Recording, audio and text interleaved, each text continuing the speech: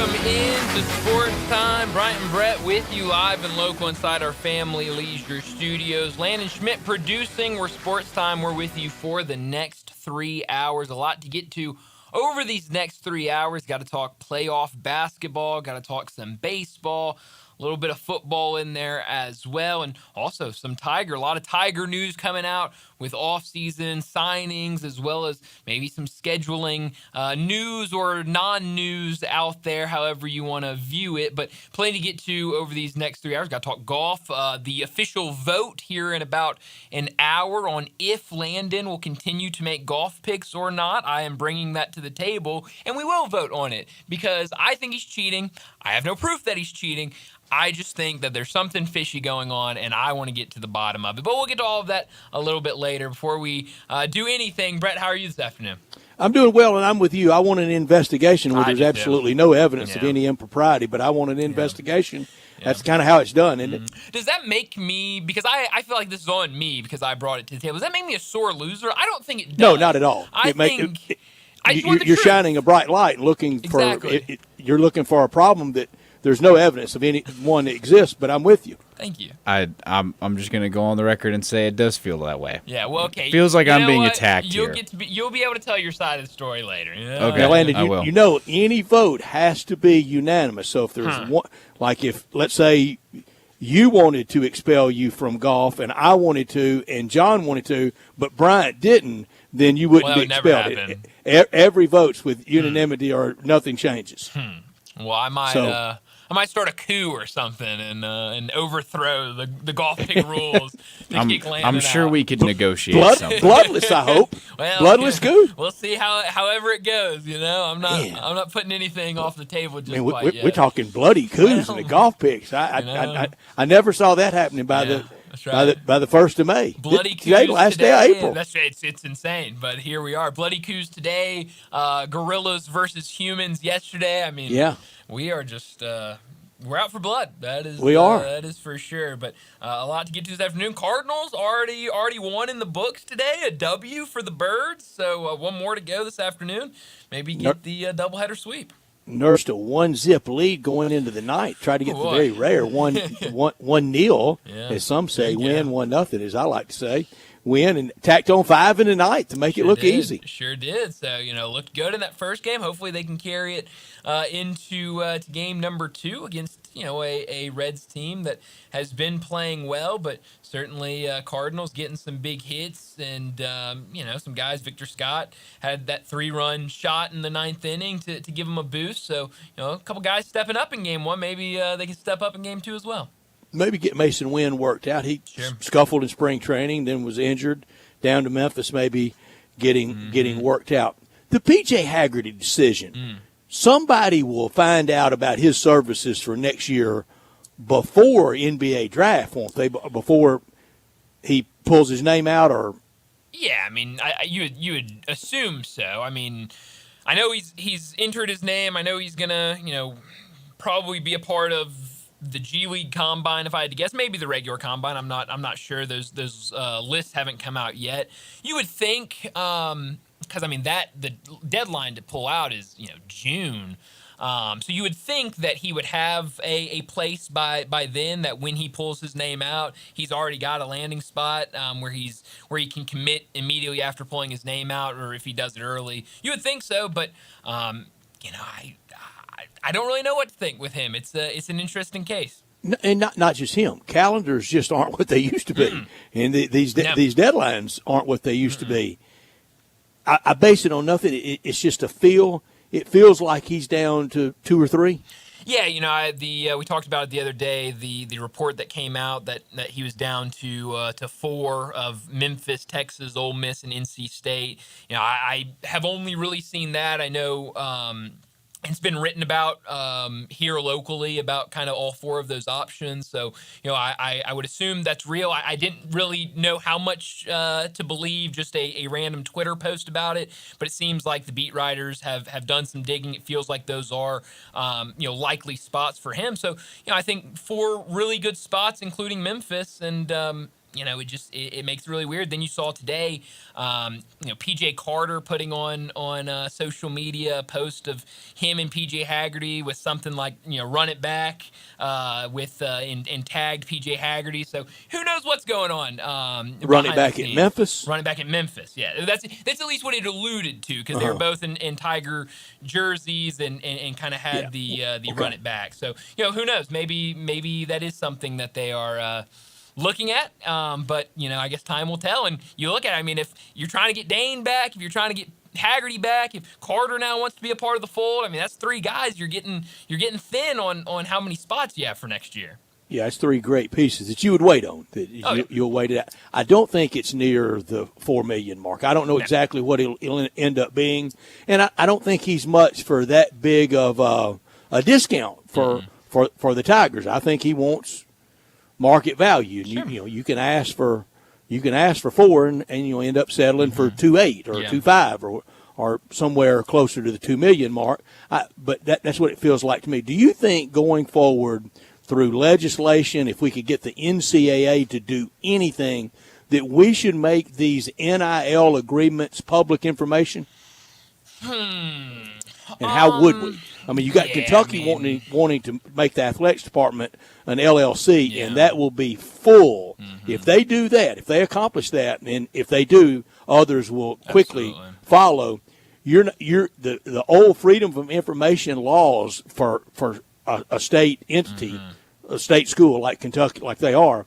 You won't be able to find out anything. You won't be able to get value of coaching deals, nothing. Yeah, it's a good question, because I think it's kind of one of those things where if you're going to have it, I think it has to be all or nothing, and NIL is just so hard to get all of it. It's not really something, I see the reports. It's not something that I really, want that information on, or that I'm searching it out. It'd be cool to see, but I don't think it's something that needs to be at the front of the NCAA or whoever's mind. A lot bigger issues than how much NIL these guys are making. Well said, because that really isn't the public's business. Right. Unlike maybe travel vouchers for coaches and university officials, that's the public money. Sure. This is just booster largesse. Yeah, I mean, this is just if they want to give you, hey, if a booster is out there at Ole Miss or Texas or NC State and he says, I want PJ Haggerty this bad, I'm going to give you that money to give straight to PJ Haggerty. That's his business, and I think it'd be cool. There are places out there. I think On3 does a pretty good job of, having the valuations of all these guys with NIL, and kind of gives you a rough estimation of how much these guys are making. But a lot of times, I mean, you see some of the biggest players, and they've got deals with Gatorade and New Balance and Nike. It's big deals and a lot of them, and so I think it'd just be hard to really be able to get all of them together to put out to the public. Brian, in the 70s, I can't remember exactly when, and I think there was a big bailout proposed of New York City, and whoever was from the federal government, whoever was president, rejected it. And the headline of the next day, it said, "Drop dead." Rick Barnes rolled through last night with the big orange caravan, and he said drop dead on scheduling, didn't he? Yeah, no, he absolutely did. And I mean, it is newsworthy. A quote about it needs to put out there. Give credit to Parth for asking the question, but it's the same. I think Jason was in the room as well. I think so. And multiple TV stations. Sure, yeah. Obviously a lot of people are going to be there with Tennessee rolling through and Rick Barnes being there, and they weren't there to cover how's been the reaction been to coming up short in the season. Certainly, they were there to ask that question. That's right, and so It's a question that always gets answered. I think it's a question that needs to be answered, but it's the same exact answer we've always heard from Rick Barnes, and it doesn't seem like anything is going to change anytime soon when it comes to, at least on Tennessee's side, about trying to get that series back going. I'm surprised. I went to an Arkansas-Tennessee basketball game. I can get my calendars out and find out exactly, but it was I think it was in 22, January, February of 22. And staying at the same hotel as Tennessee. It's the Graduate Hotel downtown, in fact, where all the opposing teams stay. And had a pretty lengthy conversation with Rick Barnes, mostly off the record. And in it, he was not he was not bellicose at all about his personal feelings of Coach Hardaway. In fact, I think I know I can tell this part of it. He said, we're going to get together. We're going to talk out there recruiting or at camps and stuff. Sure.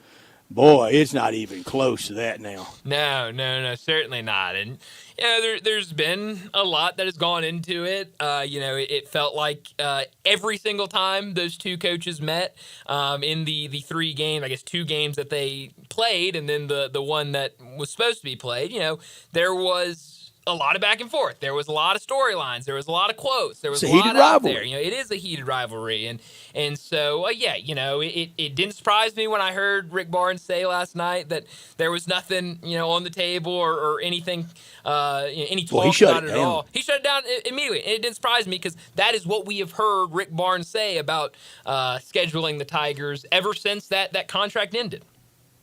Brian, how come in Tiger football world, it's always, let's play Ole Miss, let's play Ole Miss, let's play Ole Miss. You never hear, let's play Tennessee. Ole Miss has been the most consistent, best playing partner through all these years, and it goes way back, and there's a lot of reasons why. And I know proximity is big. I know that's big. A lot easier to get to Vaught Hemingway than it is to Neyland or to even to Fayetteville. Now Arkansas in the two for one deal.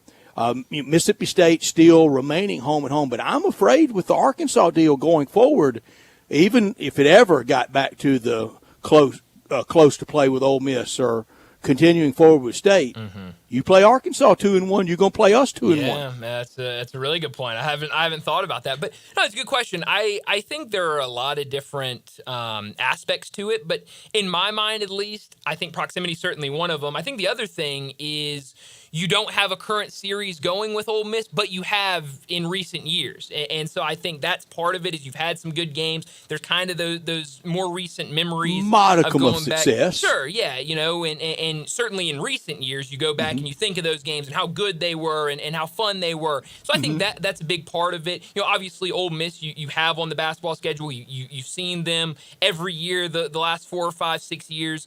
And so I think with Tennessee it's kind of the same thing. They're not on your schedule right now, but you have the memories. You have, the memory of Memphis going up there in Penny Hardaway's, second year, third year, and beating Tennessee at Tennessee. You have the memories of playing them close here and, just not having them on the schedule. I think that's the reason that it's big for basketball and that maybe Ole Miss gets talked about a little bit more for football. If you were Ed Scott, since it feels, and we know all the basketball coaches make all their schedules. They hardly ever involve, they might bring in somebody a little bit on budget on what the charter would cost to a place or something like that. But it's mostly a head coach deal. If you were Ed Scott, would you tell Coach Hardaway, this year we go to the game in Oxford, but until they play us in football, stop the basketball deal? No, I wouldn't. I think it's a really good series. I think, that's something that, I think Ed Scott, there are other ways that you can maybe go about trying to get football instead of maybe trying to kind of hold basketball hostage with that.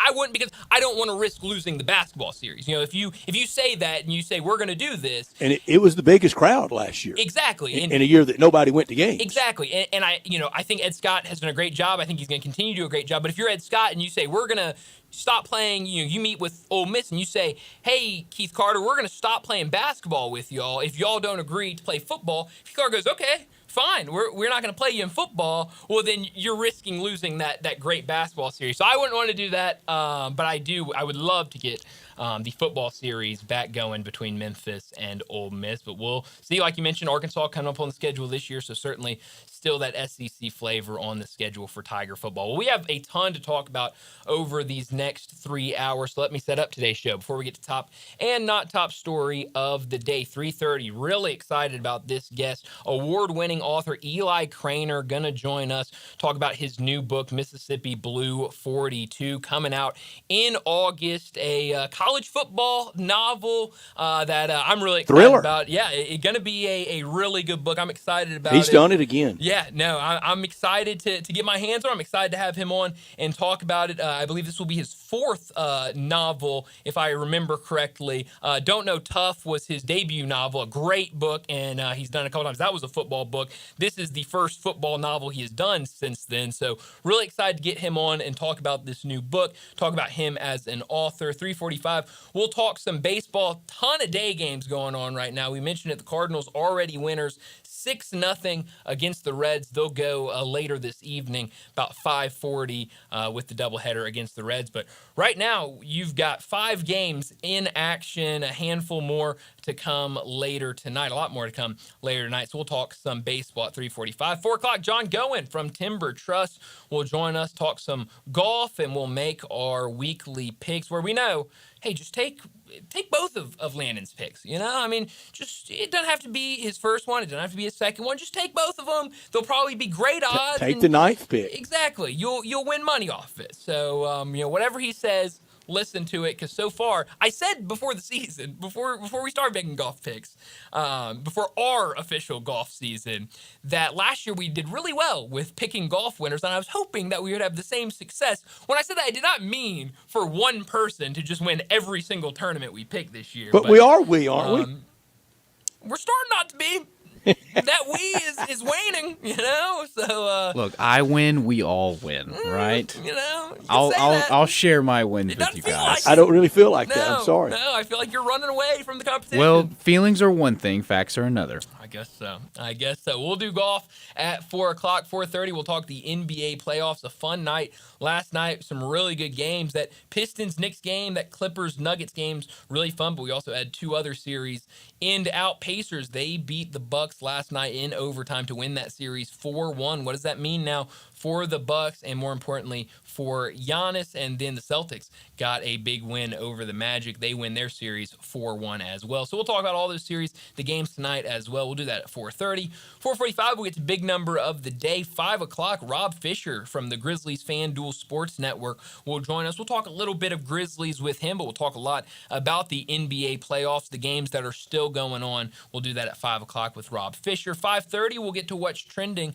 And at 5:45, wrap up today's show like we always do with Crunch Time. Let me remind you, we're in our Family Leisure Studios where family and fun come together. It's pool time, and Family Leisure is already booking pool installs for 2025. Buy now and get on the list for your pool installation. 2024 pools starting at $19.99 installed, and liners starting at $299. All pool accessories up to 20% off. 5-6 person hot tubs starting at $69.99, and swim spas and cold plunge tubs now $2,000 off. Don't forget about the patio furniture. Select sets up to 50% off, and if you mention this ad, get free installation only at Family Leisure, 2120 Witten Road, just north of I-40. He's Brian. I'm Brett. Our producer is Landon Schmidt. We are Sportstime, and we're with you until 6 o'clock. And we want you to be a part of our show by texting or calling 901-360-8255. That's the Sissy's Log Cabin text and talk line. All our guests will appear on the Sissy's Log Cabin guest line at 901-360-8255. Always from our Family Leisure Studios. And always this hour brought to you by the great people at Lexus of Memphis at 2600 Ridgeway and online at lexusofmemphis.com. Great offers on all 2025 models and special leasing options. Drive in luxury and confidence knowing that every new Lexus comes with complimentary first and second maintenance services. You can call them at 901-334-9673, but they invite you to stop by the only Lexus dealership in Memphis at 2600 Ridgeway and put yourself in the driver's seat of the all-new 2025 flagship LS500, and you'll be looking and driving in style. When you purchase a Lexus, you get top-of-the-line engineering and design, and they make for the safe luxury driving experience. Online at lexusofmemphis.com. Experience amazing at Lexus of Memphis. Top story of the day. Well, my top story of the day, it's got to be the NBA playoffs and the games that we saw last night. Four really entertaining games for different reasons. Bucks-Pacers, that's a game that started at 5 o'clock while we were still on the air. We were talking a lot about it. Bucks jump out to a big early lead, but that did not last. The Pacers come back. They take a lead in the fourth quarter. Bucks come back, take a lead, and then Tyrese Halliburton ties it with 10 seconds left in regulation to send it into overtime. In overtime, the Bucks do the same thing. They jump out to a big lead. They have a 7-point lead with 40 seconds left in the game. But after that, Pacers went on an 8-0 run, going 3 for 3 from the field. Tyrese Halliburton, he scores the winning layup with 1 second left on the clock. Bucks able to inbound it, just heave something up, and it's off the mark. So the Bucks, they're out. Pacers, they advance for a second year in a row. After that, Pistons-Knicks, one of the most intriguing series so far. It was another fun one with the Pistons getting a 3-point win on the road in New York. Now going back to Detroit with the Pistons an opportunity to tie that series 3 apiece in Game 6. Celtics, they advance to the next round with a dominant victory over the Magic. And then the last game, probably the best series we've seen in the first round, Clippers and Nuggets. It was really all Nuggets last night. They score more than 30 points in all 4 quarters, 32 points in the second, third, and fourth quarter to go on to win that game by 16 points. Now they take a 3-2 lead. A lot of fun basketball last night. Sure was. My top story, 2 potential closeouts tonight that I think will be a fun night in the NBA. The very young Rockets, looking young, trying to stave off the veteran, looking very veteran Golden State Warriors. Young Minnesota trying to eliminate LeBron James and Luka and the Lakers. Every call, it feels like, will go the Lakers' way tonight, and Twitter will be in flames, won't it, with all the conspiracy. Indiana moved on, and Milwaukee moved out last night. Boston advanced, and Denver looked more like they did with Jokic in 2023 than they have really since then, and while they fired a coach. He only had 13 last night, but Jamal Murray with 43. Look out for Denver. What if they tap back into that championship DNA? Man, I mean, what a story that would be. You fire your coach right at the end of the season because things are going the wrong direction, and then you go on a little playoff run. That would certainly be fun. If they went on and won it, it would make it easier for a lot more to do that down the stretch next year. You're absolutely right about that. But the difference is not many teams have Nikola Jokic on their team, and he makes a lot of things really easy, and he's shown that this entire series. Not top story of the day. Well, my not top story of the day was your top story of the day. The 2 games we have tonight in the NBA. It starts at 6:30 with Warriors-Rockets. I was a little taken aback when I saw 6:30 start time for Warriors-Rockets. It feels like every game this series, no matter if they're playing out in California or down in Houston, has been the late night game, but an earlier one tonight in Houston, with Houston looking to stay alive at home, and we'll see if they can do it. You mentioned they've looked young. Jalen Green, a guy that we talked about after game 1, after a really slow game in game 1. We said he's been one of the stars for this team. He's been one of the best players for this Houston team. He's got to do that in this series. Since then, for the series as a whole, only shooting about 30% from the field. You just can't have that 60% from the free throw line. As a lead guard, that just cannot be your shooting split. So we'll see if the Rockets can tap in to some of that veteran leadership that they have. Fred VanVleet out there, Steven Adams, Dylan Brooks. Can those guys rally the younger guys through against what we've seen is looking like a great Warriors team? The addition to Jimmy Butler, so massive for them. And then the second game, we're seeing the issues with this Lakers team play out right in front of our eyes. It feels like if tonight is the end, it's going to be a very busy offseason in Los Angeles, trying to build those pieces around Luka and LeBron so that we're not talking about another first-round exit. 2 really intriguing games tonight. My not top story is busy front office for a team that doesn't want to talk about a first-round exit, and that's the hometown Memphis Grizzlies. Can they deal Ja? Can they get anything close to a fair return for him. Everybody thinks more of their house than anybody else does. Mm-hmm. Every time you're trying to sell your house, you think it's worth a lot more than anyone else.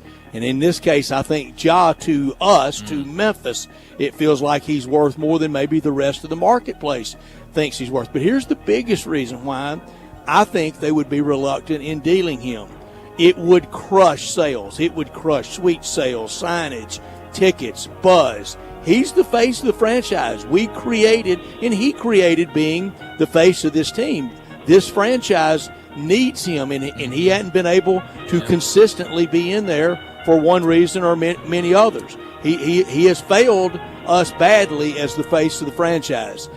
But I think it is on the enablers, especially post the Denver incident spring of 2023. That should have been the deal changer for everyone. Instead, so many of the enablers just double down on Ja the Magnificent. Yeah, you're right. And we're going to keep talking. I mean, all offseason until something happens about what this front office is going to do in terms of making changes. But that'll do it for top and not top story of the day. Let's go ahead and get to our first break. And when we come back, we're talking to award-winning author Eli Craner about his upcoming book, Mississippi Blue 42. That's next on Sports Time.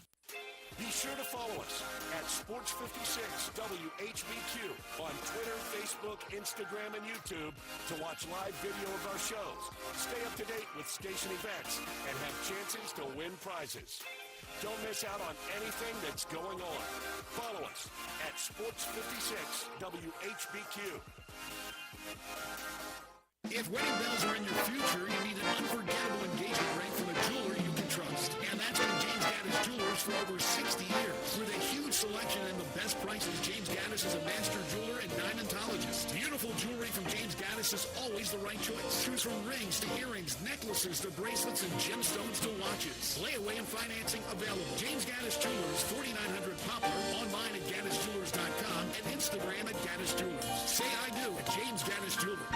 I'm Gary York. I'm the service director of Lexus in Memphis. Our service department wants to be more than just a place where you get your oil changed. We do glass repair, windshield replacement, recalibration of your camera and sonar systems, even wheel repair, tire replacement, all the things you would expect from a luxury automotive dealer. Please check out our website. You can schedule your appointment, check out our specials, hours of operation, or if you'd like to do it in person, please reach out to one of our associates at 901-271-5199.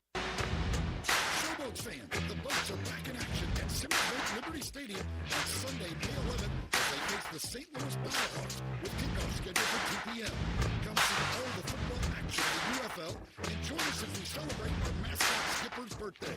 Treat Mom to a Mother's Day she'll never forget with more fun, more excitement, and more Showboats football. Get your tickets today at UFLShowboats.com. That's UFLShowboats.com. Go Boats! Step up your wings game at East Coast Wings and Grill with 60 wing flavors and 7 heat indexes. Do you have what it takes to turn the heat of your wings up to insanity? East Coast Wings and Grill is family friendly with a large variety menu to satisfy the whole bunch. Sign up today for the loyalty program and taste the rewards. For every dollar you spend, you collect a point. Earn 100 points and receive a $5 reward. Next to Lowe's on Highway 64 in Marlin, come try America's best wings at East Coast Wings and Grill. Since 1948, in the alley, the Rendezvous. I'm with John Vargas. John, what's going on in the Rendezvous? Brett, after 76 years, we've decided to expand our product line. Anyone who's tasted our ribs is familiar with our vinegar base. It's now available in the 32-ounce jar. It's so good to base or marinate all meats. I even put a little bit on turnip greens. Something we've been using at the restaurant or at our house has been the Greek seasoning. My father was a cook, but my mother was a chef. And she was the one that put Greek seasoning on everything from the Mediterranean diet to steak.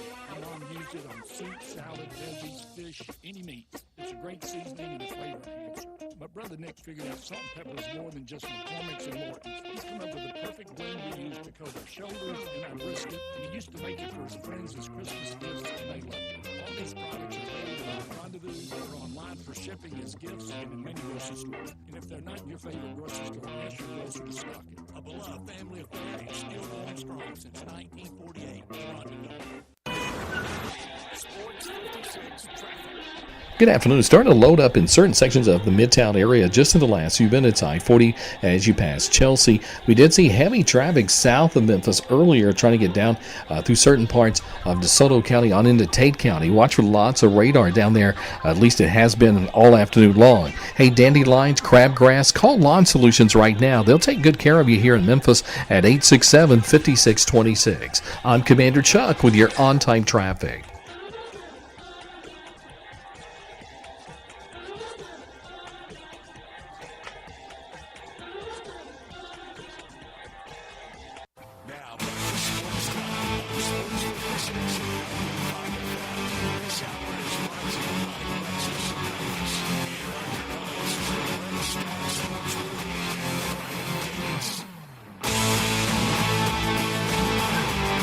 Welcome back into Sports Time. Bryant and Brett with you live and local inside our Family Leisure Studios. And Brett, I've been talking about how excited I am for our next guest, award-winning author Eli Craner, joining us now.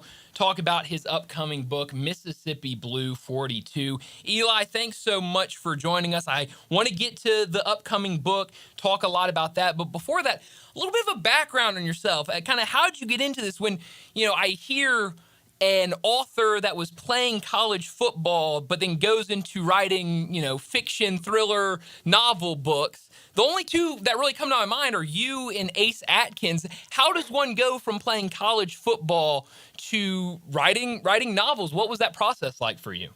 Yeah, well, I love you that you throw out Ace right off the bat there because he has a huge part in that story. Wow. My first year, I went down and played at Florida Atlantic for Howard Schnellenberger, and then ended up transferring back to a Division II school in Arkansas, Ouachita Baptist, where I was an English literature major, had every intention of going to law school. But I played quarterback, so I was always this weird kind of mix of, I had a book in the back of the bus, and guys were always like, what are you doing, man? And so long story short, I took a creative writing course with this longtime professor and mentor of mine, a guy by the name of Johnny Wink, that really just got me thinking like, man, I'd love to do that, instead of doing legal stuff. And then when I got out, I had my heart set. We'd had a bunch of guys from Ouachita go on and get their MFA from Ole Miss. Barry Hannah was there at the time. There's so many literary ghosts that haunt Oxford. And I put in my application, and I was waiting to hear. And in the meantime, they had the Arkansas Writers Conference, and so I went down there that summer, and I met a guy named Ace Atkins, and it was this guy who played D-line for Auburn, and we just started to kick it off. But the long version of this story is that I ended up not going to Ole Miss. I ended up going and playing football and American football in Sweden, and so that was a season spent overseas that was a blast. It ended up getting me back into coaching high school football when I came back for about 5 years. And when all that was done, and I finally hung up the whistle and hung up the cleat, to be honest, I didn't know what to do. I'd spent my whole life preparing for games and preparing for practices and seasons, and so that's about when I reached out to Ace and kind of got back in and asked him, like, hey, man, how do I do this? And it was about a 7-year process from my last football season, just kind of writing every morning, writing in the dark, wrote a bunch of really bad books that should never see the light of day. And my first book came out in 2022, and my fourth one is the one that we'll be talking about here shortly, Mississippi Blue 42. Eli, what a story. And in the spirit of full disclosure to our audience, Eli has very much a lot of Far City roots. I've known his parents.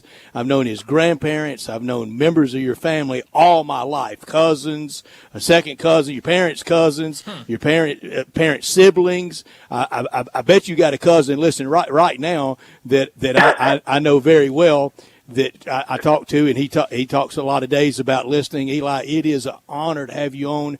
Everybody's so proud of what you've accomplished and where it's headed. And with that, either the Oxford writers, and I certainly count John Grisham in that. Who was the guy at 15, 16, 20 that you had that book in the back, that writer that inspired you at a kind of the Oxford clique?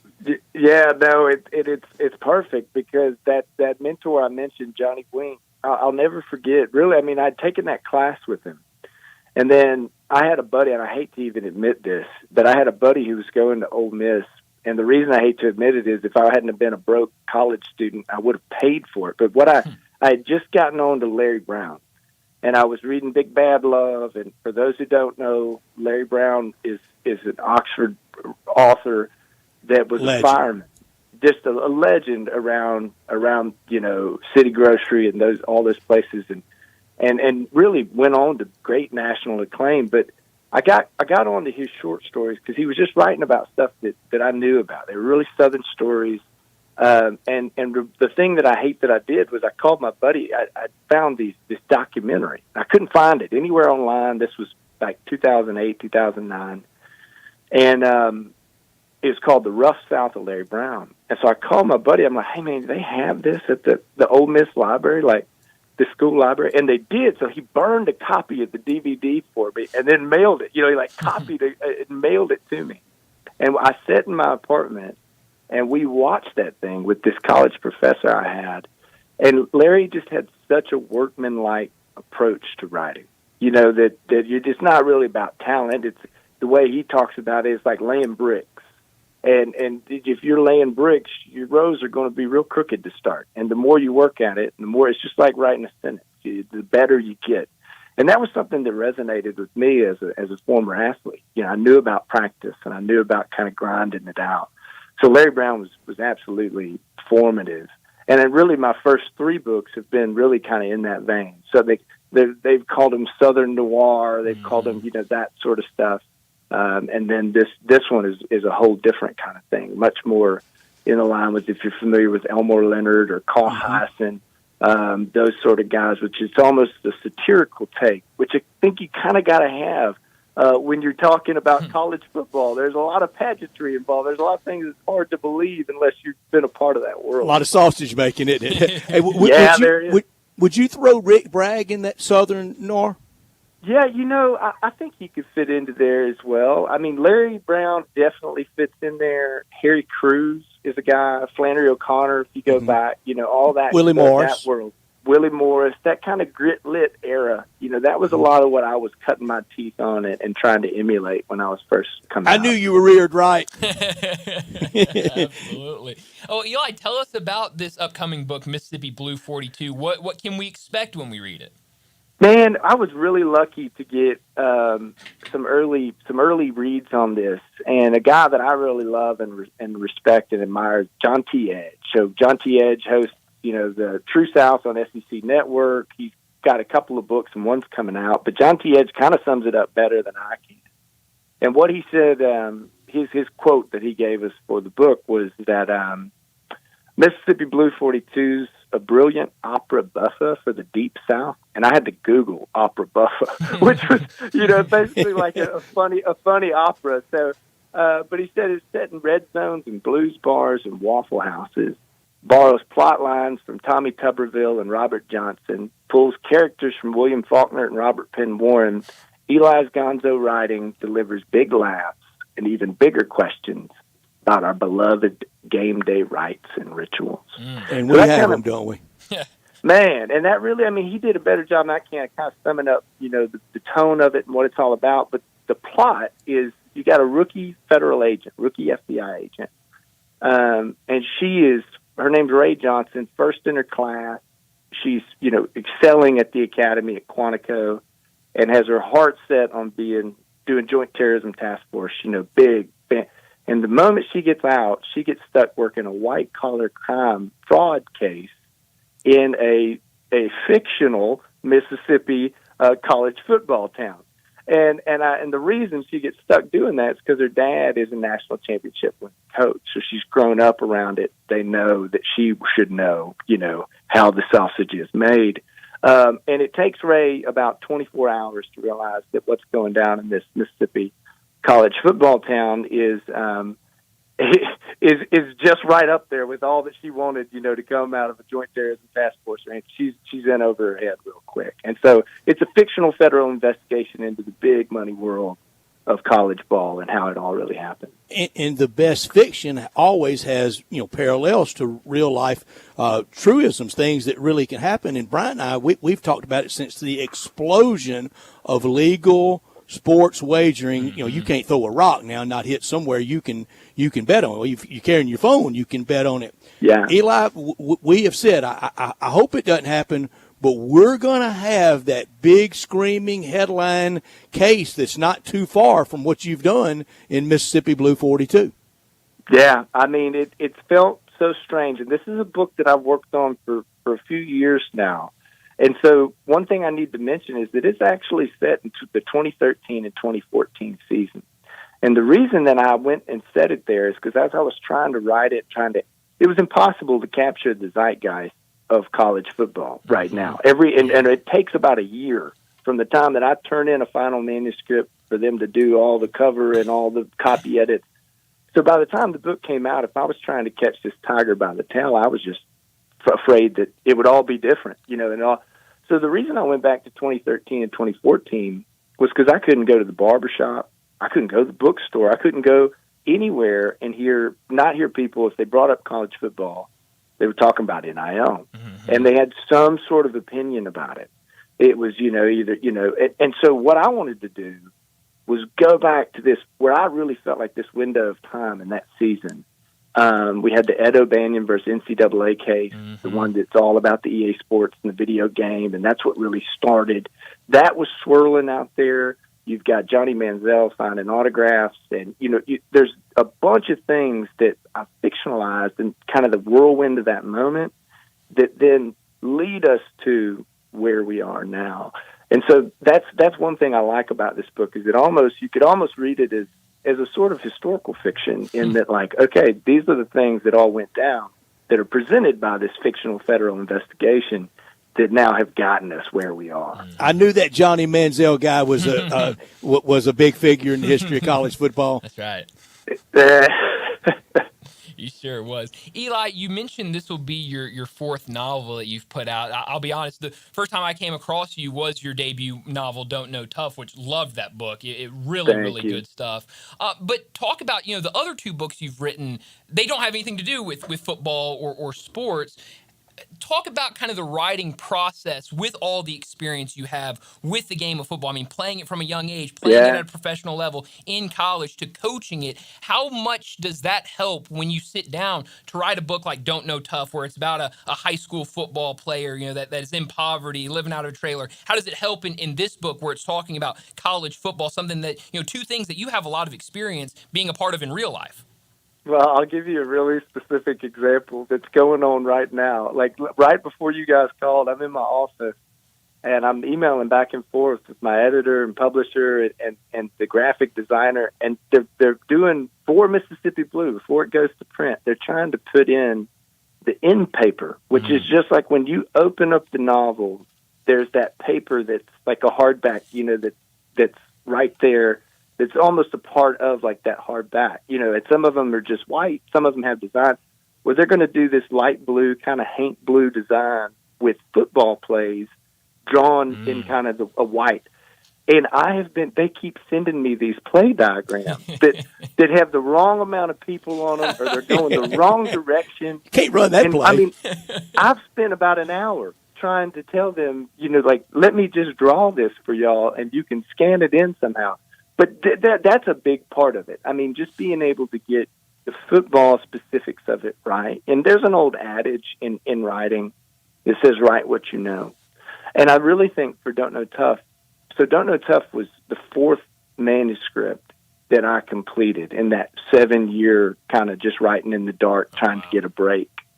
And the first 3 books were about all sorts of crazy stuff, but none of them were about football. I don't know. There's this kind of divide, and I've kind of lived my life with one foot on either side of that divide between the literary world and the football world. And it doesn't seem to have a whole lot of crossover, or at least that's what people like to say, but the farther I go into it, the more I realize that's not really true. And when I really put my foot down and was like, you know what, I'm going to write about football, it opened up all sorts of doors, because it was just a world, be it the plays or the people, and how the game really can reflect life, be it on a big scale, which is much more like Mississippi Blue. In a lot of ways, the game is a metaphor for the country and everything that's happening there. It sure is. And then Don't Know Tough is more on a personal level.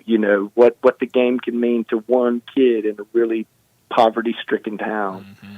So that's really been the key to my thing, and it feels really nice to get back to football. The book I'm working on right now is that this will be Mississippi Blue will be my first time ever venturing into the world of a series. Oh man! And so the second book is called Florida Green 17, and it is actually set in the 2023 season. So I'm doing just what I said I wasn't going to do, but I'm trying to tackle the NIL stuff. So it's been fun, and that's you're always trying to stay one book ahead. So that's where I'm going with it now. Eli, have you thought about maybe having Special Agent have Ray be a central figure, almost like Tom Clancy had Jack Ryan and William F. Buckley had Blackford Oaks, and famously Ian Fleming had James Bond? Would you want to create that character?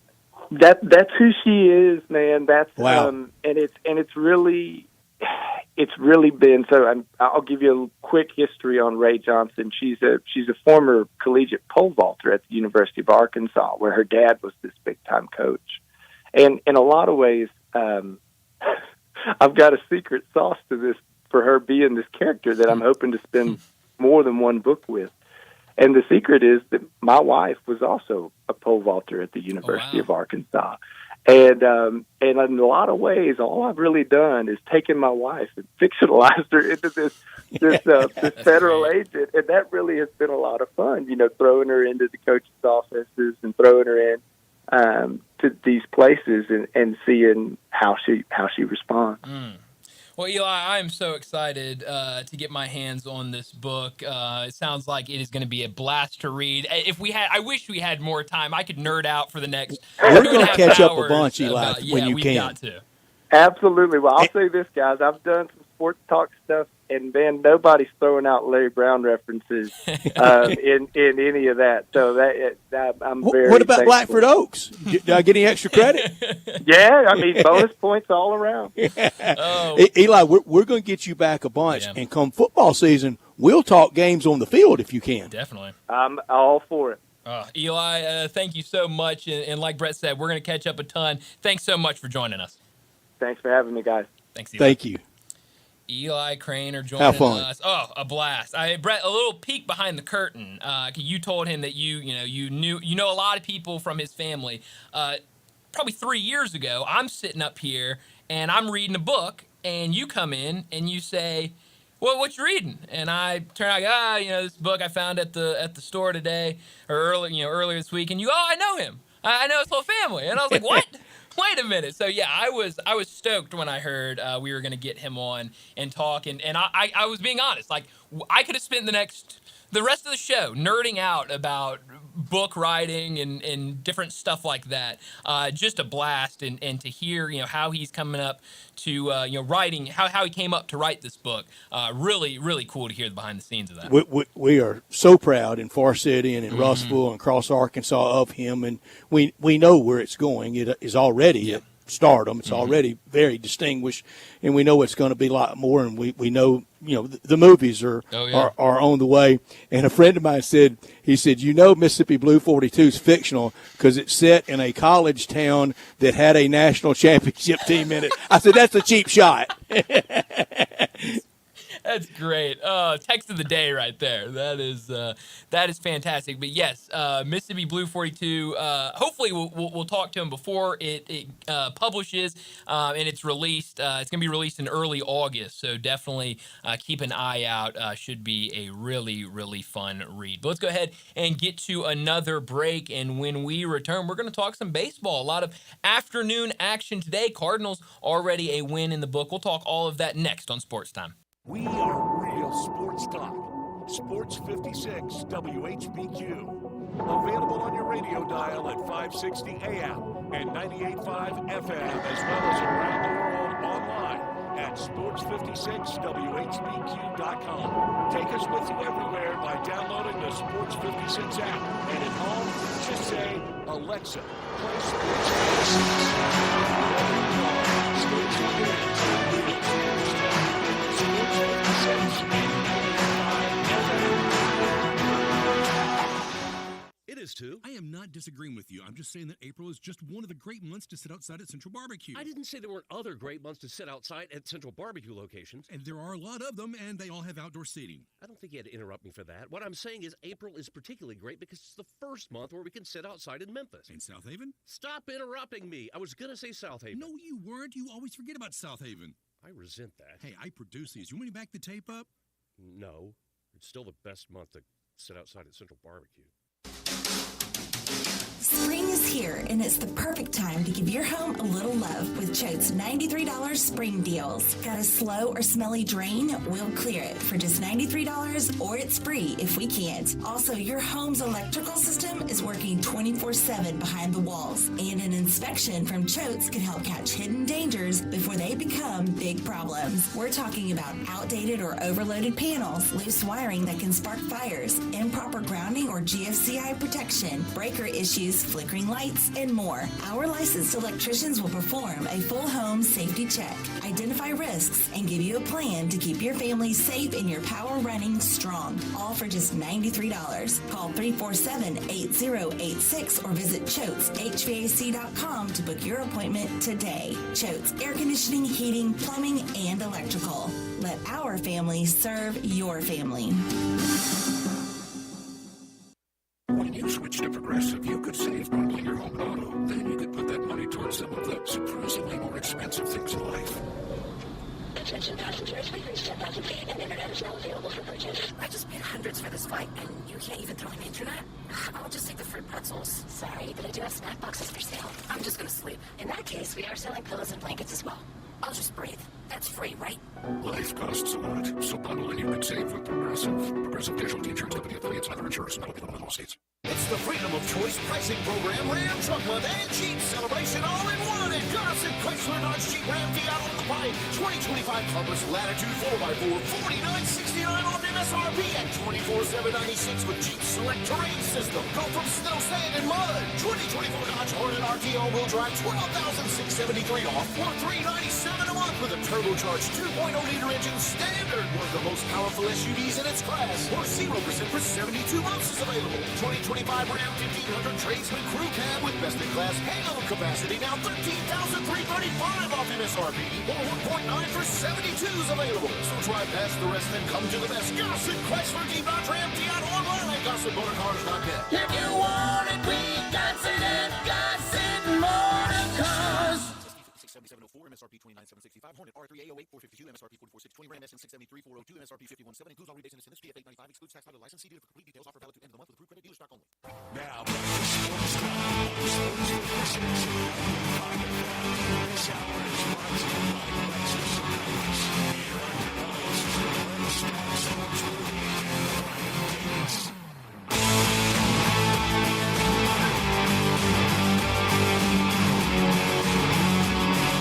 Well, a lot of Major League Baseball action this afternoon. Games going on. The Cardinals, they've already won their first game, part of a doubleheader today. 6-0 the final score for the Cardinals over the Reds. They'll play later this evening, about 5:40, the second leg of that doubleheader against the Cincinnati Reds. But about 5 games going on right now, including the Rockies looking for win number 5 against the Braves, going to the bottom of the 7th inning, a 2-1 lead right now. The Braves only 2 hits in today's game as we go into the bottom of the 7th inning. So maybe something that's very rare in Colorado this year, maybe a win for the Rockies. They're on pace to shatter the White Sox record and to totally top the 62 Mets.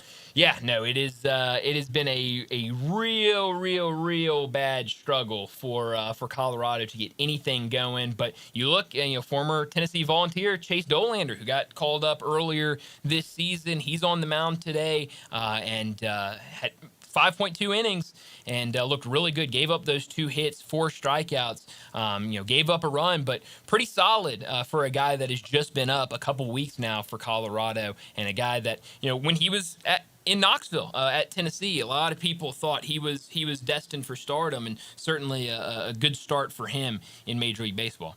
The Braves, by no means, I mean, still so very early. Yeah. Barely. Tomorrow's May 1, so it's still very early. But you don't want to get too far behind of the Mets. And if they won today, they would be 15-15.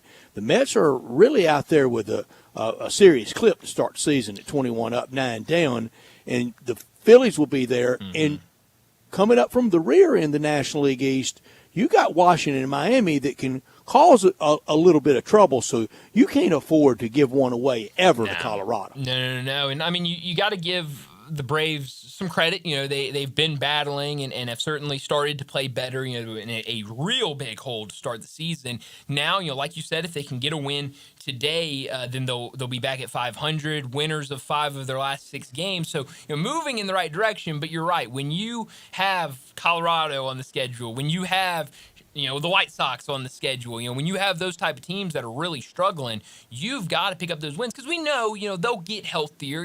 Ronald Acuna is going to come back. Spencer Strider's going to get back and hopefully stay healthy. So, you have the hope that Atlanta will figure it out eventually, but you can't put yourself in a hole this early in the season, because, in that division, it's going to be really hard to climb your way out.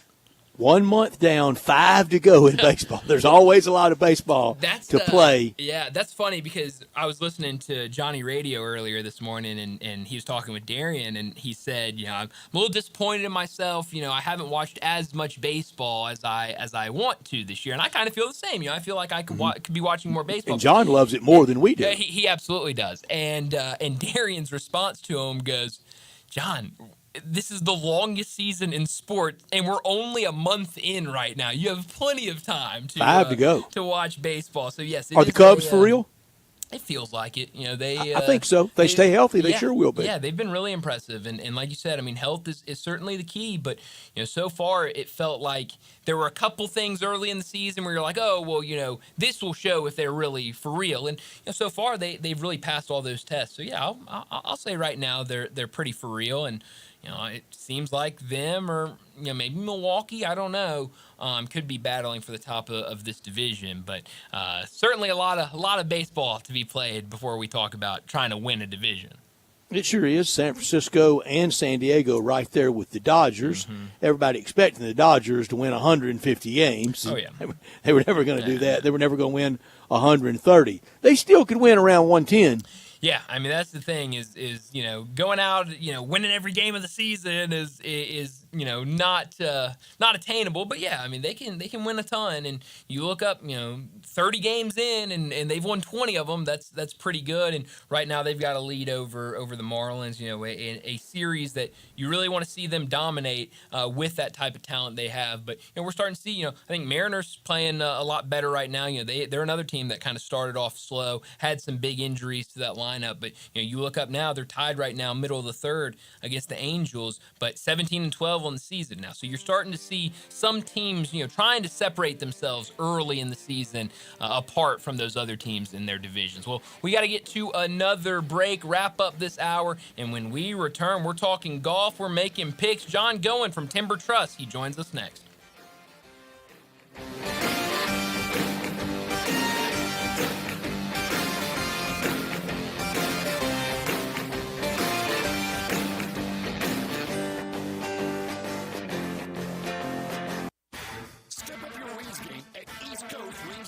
With 60 wing flavors and 7 heat indexes, do you have what it takes to turn the heat on your wings up to insanity?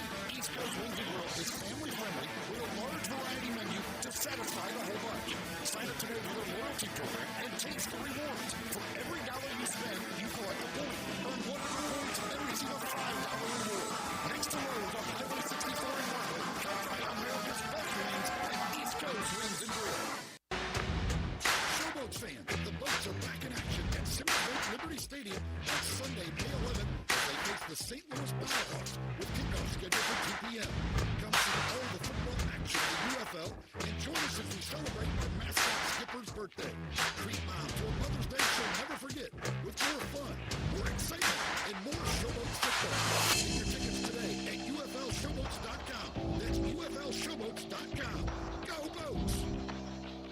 Mel Kiper Jr. here. Have you always dreamed about a career in sports? Dr. Lynn Lashbrook with Sports Management Worldwide offers online training courses that launch your sports career. Sports Management Worldwide at smww.com trains people in as little as 8 weeks to be sports agents, scouts, and work in the front offices of the NFL, MLB, NHL, NBA, and NASCAR. Call Sports Management Worldwide at 877-SMWW now. That's 877-SMWW-NOW. Call now or visit smww.com. Jenkins Floors and More invites you to their retail warehouse where they pass wholesale savings on to you. Jenkins Floors in Hernando, Little Rock, and Cleveland, Mississippi specializes in flooring and tile, bathrooms, and showers and blinds. Jenkins makes your life easy with a 2-week turnaround.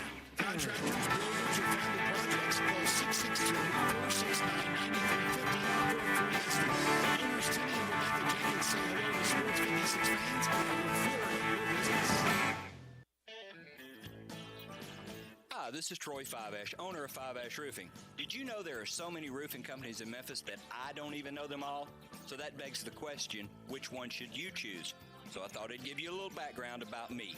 My grandfather was a World War II Marine. My father worked for the University of Memphis for nearly 30 years. My mother, a pianist at Raleigh Baptist Church. Seems like forever. I went to Brownsville Road, Craigmont, and Bartlett High School, class of 81. We support the local school systems, youth athletics, and believe in what St. Jude and Le Bonheur stand for. I'm a Tiger and Grizz fan. The point? Memphis is my home.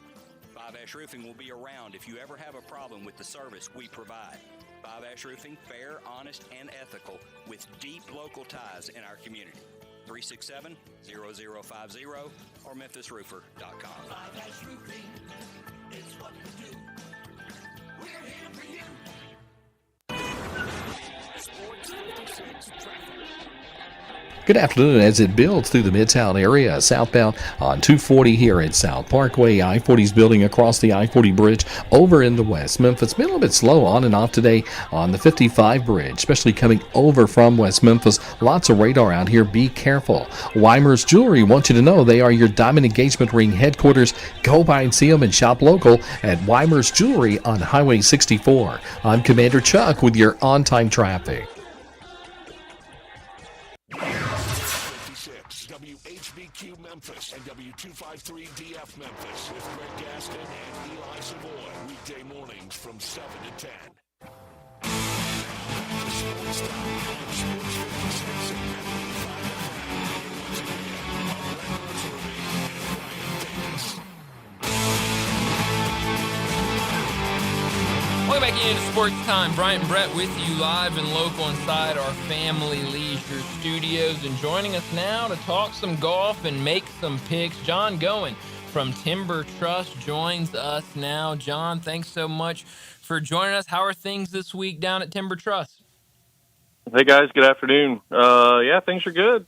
Things are good. No complaints. Got out all our fertilizer and stuff over the last probably week or so, and then got some timely rain on Sunday, and then kind of got that surprise pop up yesterday afternoon late to kind of help continue to water things in. So, golf course is really kind of coming along. Definitely kind of seeing some recovery in a lot of areas from some winter, just damage that's normal, either some spring dead spot stuff or whatever that we all kind of deal with, maybe even some areas, where you hold a little too much water in a couple places here and there, and already really kind of seeing those areas completely recover from, just a grass perspective. So overall, pretty pleased. We were able to kind of get our first top dress of the season on greens yesterday, right before the rain hit. Overall, no real complaints. Happy with kind of how we're continuing to progress as we just kind of make our way into, the heart of the season here. And you are making your way into the heart of the season. And I didn't realize it, John, until you were kind enough to let me hang out during COVID down there on the weekends to keep my sanity of how big this time of year that it really is. Starting this weekend, then Mother's Day, and then the third weekend in 2 weeks, it'll be PGA Championship, and you'll have a lot of fun centered around it. John, I never realized how many people, whether they come in from out of town, but that Saturday and Sunday, they want to get out to the golf course a lot of times with mom. Yeah, there's no doubt. Obviously you've kind of got, all your other festivities and stuff going on. But, that Friday and Saturday in particular, you definitely kind of tend to see quite a bit of activity. And then, after you maybe kind of get through Mother's Day brunch, we definitely see a bit of an afternoon pickup as well. So, overall, Mother's Day is kind of a busy time. Then, of course, we do our SIP championship, in conjunction with the PGA at Quail Hollow this year. And, so that'll be a fun kind of event for the guys, kind of just what we do in conjunction with the Masters and all the majors. So, it's 4-person scramble. Then we will, randomly draw a tour player for you before you go out for play, and it's your team scramble score, kind of paired up with what that player shoots on Saturday at the PGA Championship, and we kind of combine those two together, and that's your team score for the day. So, that's just kind of a fun event that we do, in conjunction with all the majors, since we're kind of in that stretch right now. But yeah, no, it's, again, as we kind of have talked about the last couple of weeks, realistically around here, a lot of us are just dealing with coming out and just really seeing what we've got from, a grass perspective and how the golf course really kind of weathered the winter. So, it still takes us a little bit, to kind of, bounce back in a lot of areas throughout the course of the season. So, now it's formulating the rest of the game plan and just sticking to that and making sure, the golf course is as good as it can be as we, continue to migrate through and into summer. Yeah.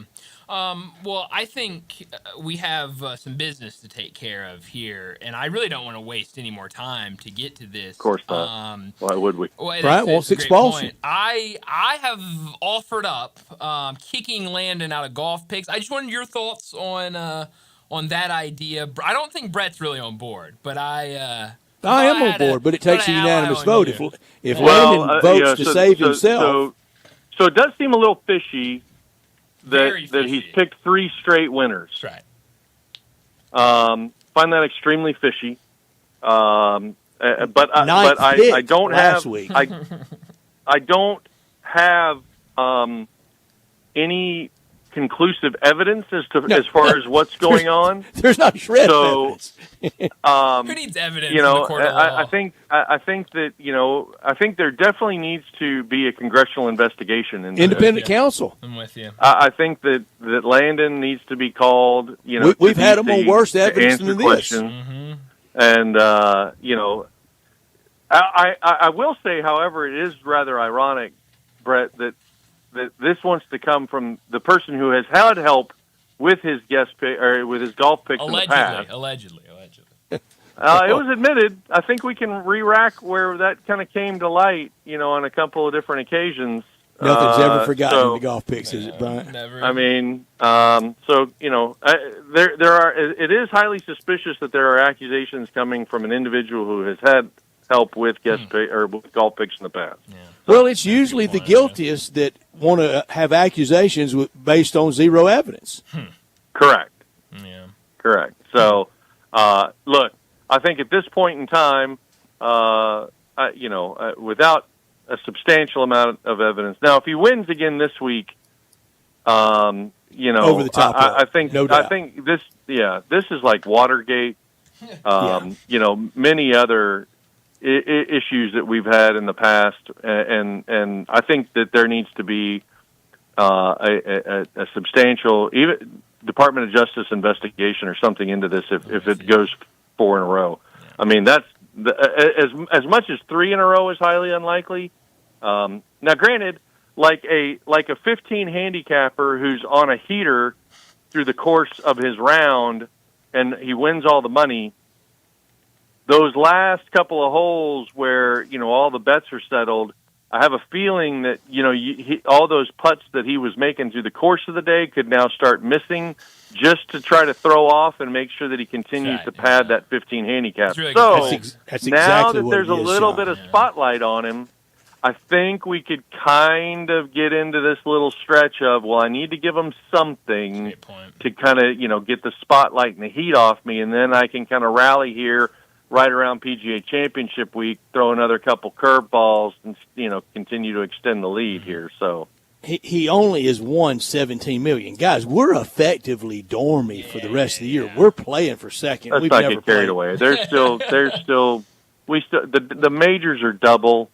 That's You right. know, I mean, if you reduce, the team thing, you paid each guy. It's true. I mean, look, this week's a joke. I think if anything, we should start the guys who are picking after, Scotty Scheffler this week outside of Landon. Landon actually should get negative juice, but we should actually get juice to pick our guys after Scotty Scheffler this week, because it's a train wreck.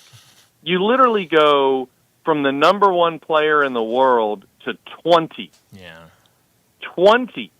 Yeah, everything's like a shock pick after Scotty. The course, Right. TPC Craig Ranch. How well do you know it in the TPC world? Played National Interclub at TPC Craig Ranch. Boy, in 2000 and something. Early 2000s, right shortly after it opened. At that point in time, everything was expanding out toward McKinney. Golf course is good. For these guys, I think it's, a pretty standard week for them. I think that's why you maybe kind of see the field. No car paths, right? Yeah, there's a lot that, there were some definite, for us average players, there's some pretty good forced carries on this golf course. But I think, for these guys, it's not going to be a huge challenge. It's pretty big fairways and things along those lines. Greens are very good size.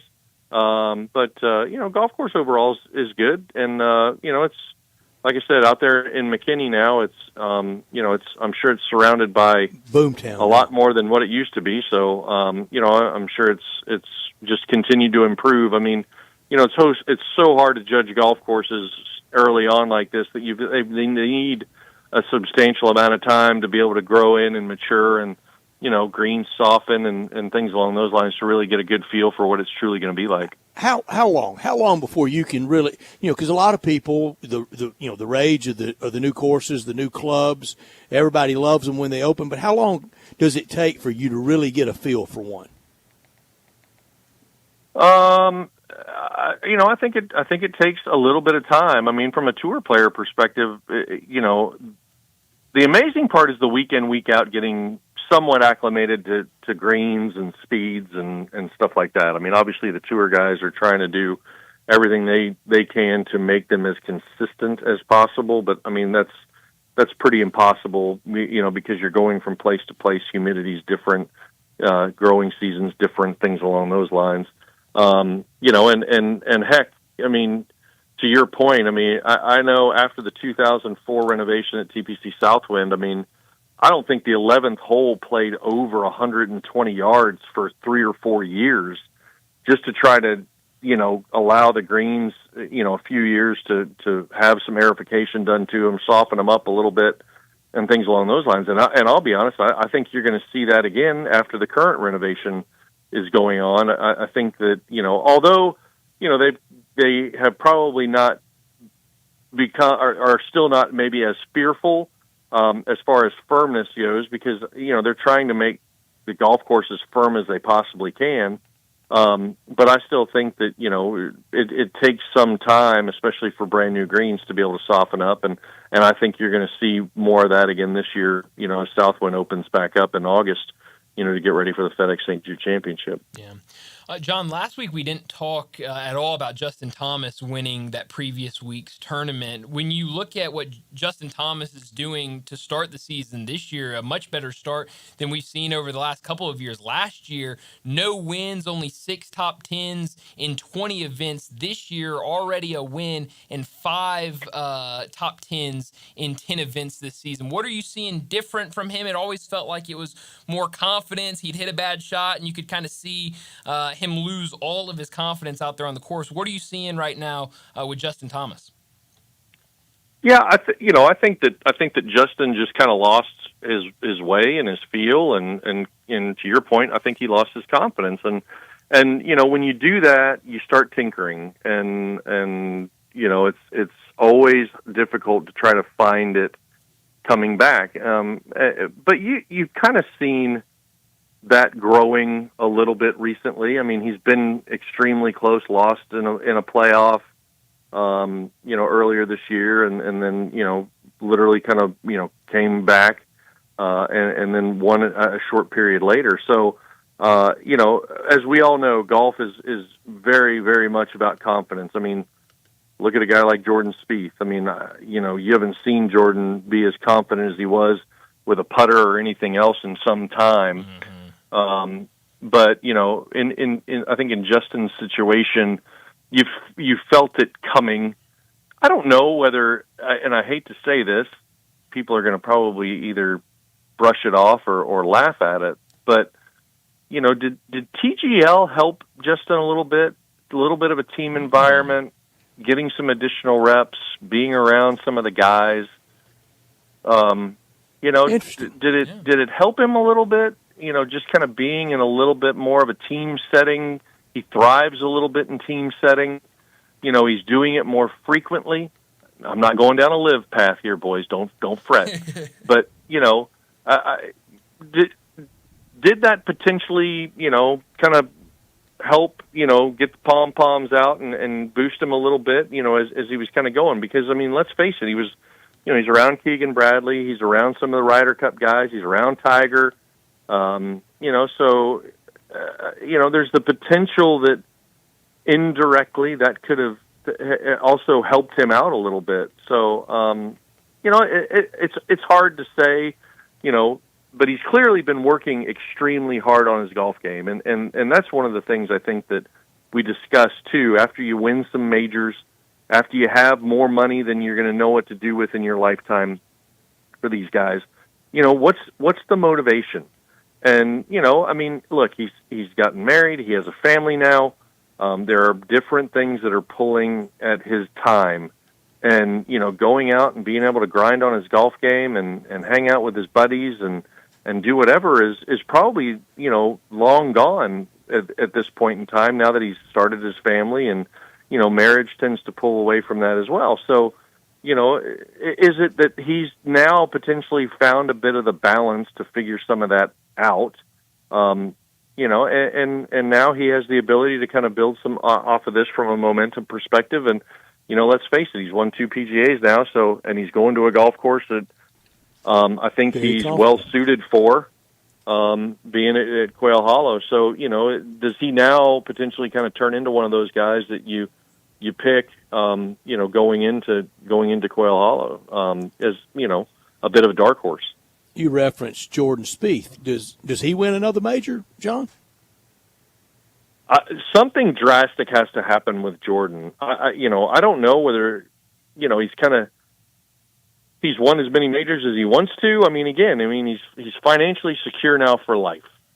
So what's the motivation? And he's another guy very similar to Jordan, Ricky Fowler, some of these other guys that he's hung around with for some time. I mean, they're all in family mode now. And we all know that, having a family tends to, really kind of pull you away from some things that you need a substantial amount of commitment to and practice for. And, in order to maintain that high standard and where you've kind of gotten in your career. But now that you're financially independent, you can go out and you can become the 58th ranked player in the world, and you win, few $1 million a year and kind of go about your business and go from there. But, you're also getting to a point being ranked 58 to where, you're going to you potentially start getting to a point where you're going to miss out on majors and things along those lines. So you gotta kind of, right the ship here a little bit as well. But, that's what I see from Jordan. I don't see any fire in Jordan. I don't see the passion that he had back in, a decade ago. I mean, the year that he had in 2015, it just seems like that although he won an Open Championship but after we thought his Rory had gotten content too, John. Yeah. Well, but I mean, And you've seen some stretches in Rory. Up until the Masters this year, Rory would still go out and compete, and he'd win once, twice a year. I mean, you just don't see that out of Jordan. I don't sense that out of Jordan right now, and I mean, Rory's older than Jordan by a little bit. Maybe this is just the phase he kind of works himself through, and he figures some things out. But, maybe Justin Thomas winning is a little bit of motivation for Jordan. Heck, now Justin's kind of gotten back out there and won a tournament. I need to figure that out for myself. Yeah. Well, we'll see if he can get back to it, but we got to see now. Or he's going to turn into Smiley Kaufman. Well, yeah, that is going one of two ways, I guess. Let's go ahead and get to the picks for this week. We know who's picking last. That's Landon with 3 straight winners. Brett, kick us off. And I'm taking Scotty Scheffler. All right, well, that was easy. Woo, that's a tough one. It really was, John. Hold on. Like Brian, where's the reaction? I mean, I get it from Scotty Scheffler at the Masters last year, and now all of a sudden the Scotty Scheffler pick. What's he won, John? One. I mean, come on, for crying out loud. I mean, Scotty just Scheffler. The Whoa, Scotty Scheffler. I mean, Man, John, almost paranoid, isn't it, Brian? Look what golf picks have done this gun year. shy. I'm gun shy. I mean, good Lord, I got razzed for it for an entire year. Brian? Yeah, you pick the easy guy, I'm going to go with one of my guys. It feels like I always go with one of my guys. I will go with Jake Knapp. Just dead silent after that. That was nobody. Whoa, Jake Knapp. Jake Knapp. Okay, John, your pick. Jake Knapp? Jake Knapp. One of my guys. Oh, love Jake Knapp. Love watching him hit a golf ball. I mean, it did. It was silent. It was. It was almost like the transmitter went out. Make sure I went alone here. Okay, John, your pick. Sam Burns. All right. Sam Burns. Good pick. Sam Burns. Landon, back around to you. All right, let me think. Did you hear that tone, Landon? Give me a break. Oh, here we go. How can I throw these guys off? We're going to figure this out. It's got to be halfway decent to where it doesn't sound terrible. Your picks have been great. Whatever. Give me Taylor Pendrith. Oh, Penn. Okay, back around to me for a shock. This is the shock tournament. Somebody could really hit double with this. Give me, for shock, Tom Kim. Oh, Tommy Kim. Yeah, I kind of felt like that one was coming. That was a good one. That was a good one. Let me take old Mackenzie Hughes. Give me old Mac. Knapp and Hughes. That's okay. right. Well, that was a team last weekend at Zurich, wasn't it? No, I don't think so. Knapp was second, I think, or was close to second last weekend at Zurich. John, you're shocked. I mean, I literally just trashed this guy, but I mean, he plays well in Texas. I will take Jordan Spieth. There you go. Why not? I mean, you scared all of us off of him by talking about him, then you take him. Landon, you're shocked. For shock, give me Stefan Jaeger. Okay. Oh, Yags. I like that. Not Mick Jagger, but Stefan Jaeger. Okay. I love it. Well, we'll see how it plays. I'm just going to go in and place bets for Jaeger and Pendrith, one of them to win it. Here's the big story, though. Watch John, out. This will tomorrow be the night week. in the Scramble, any carryover? So no carryover. I tell you, we've been on the struggle bus with carryover. I don't think we had one all last year either. You got to get the pot obviously, we're hoping we get the scramble in tomorrow. I know there's some rain in the forecast, but trust me, the way that they've been predicting stuff as of late, there's a really good chance we get it in tomorrow. So, that's right. Tomorrow kicks it off for the weekend. The weekend looks good. As we've kind of been commenting about, I mean, golf course continues to improve week in and week out. Next event is obviously, like we were saying, May the 17th for the SIP Championship, which is our scramble tied with the PGA Championship. So, to be able to get in for tomorrow night, you can call us 662-895-3530. You can obviously book your tee time on timbertrustgolf.com. There are still obviously some times available for the weekend, but should be great.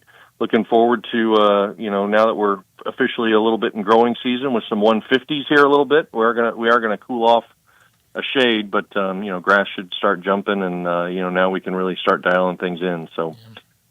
Look forward to seeing everybody come down to North Mississippi and visit us in Olive Branch. Brett, before we go, I dialed in a little bit last week on a couple of things. As a Toronto Maple Leafs fan, are you nervous right now? I'm getting there. Oh, man. Because they've done this a couple of times to me. It's tough being a Leafs fan, John. It's a good team they're playing. I mean, it is.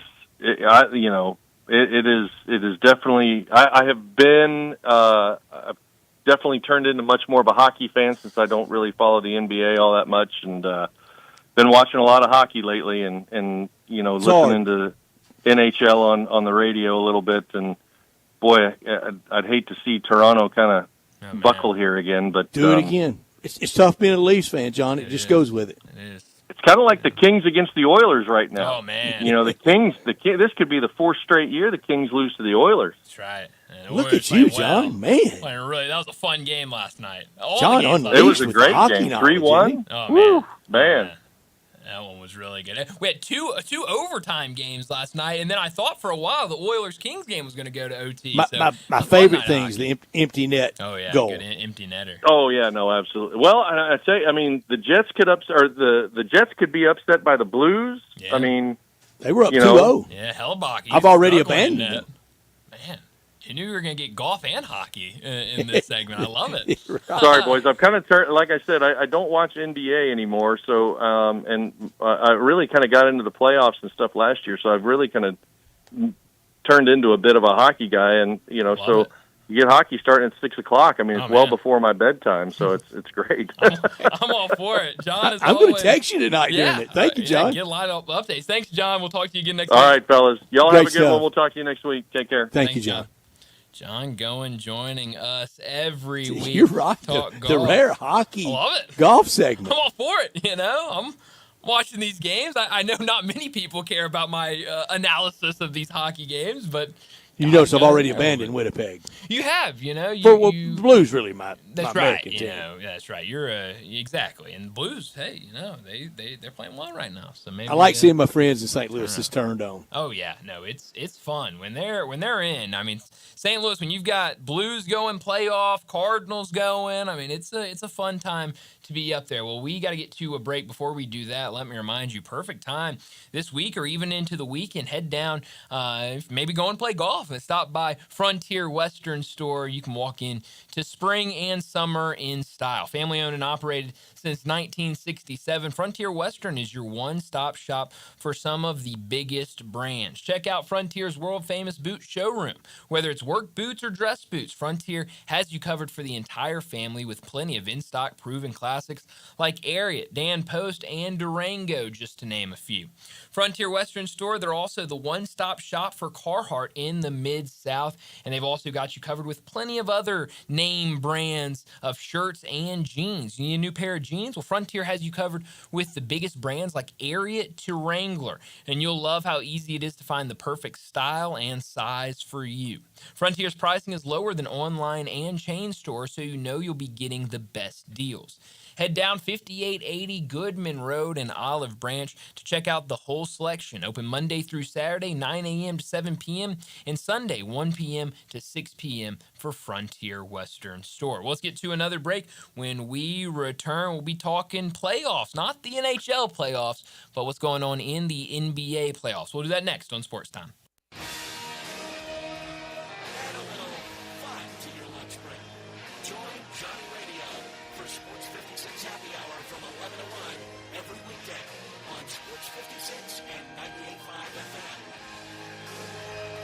Since 1948, in the alley, the rendezvous. I'm with John Vargas. John, what's going on in the rendezvous? Brett, after 76 years, we've decided to expand our product line.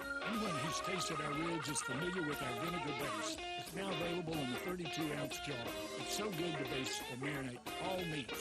I even put a little bit on turnip greens. Something we've been using at the restaurant or in our house has been a Greek seasoning. My father was a cook, but my mother was a chef. And she was the one that put Greek seasoning on everything from the Mediterranean diet to steak. My mom used it on soup, salad, veggies, fish, any meat. It's a great seasoning and a flavor enhancer. My brother Nick figured out salt and pepper is more than just McCormick's and Morton's. He's come up with the perfect blend we use to coat our shoulders and our brisket, and he used to make it for his friends as Christmas gifts, and they loved it. All these products are available at Rendezvous or online for shipping as gifts and in many grocery stores. And if they're not in your favorite grocery store, ask your grocer to stock it. A beloved family affair is still going strong since 1948. Rendezvous.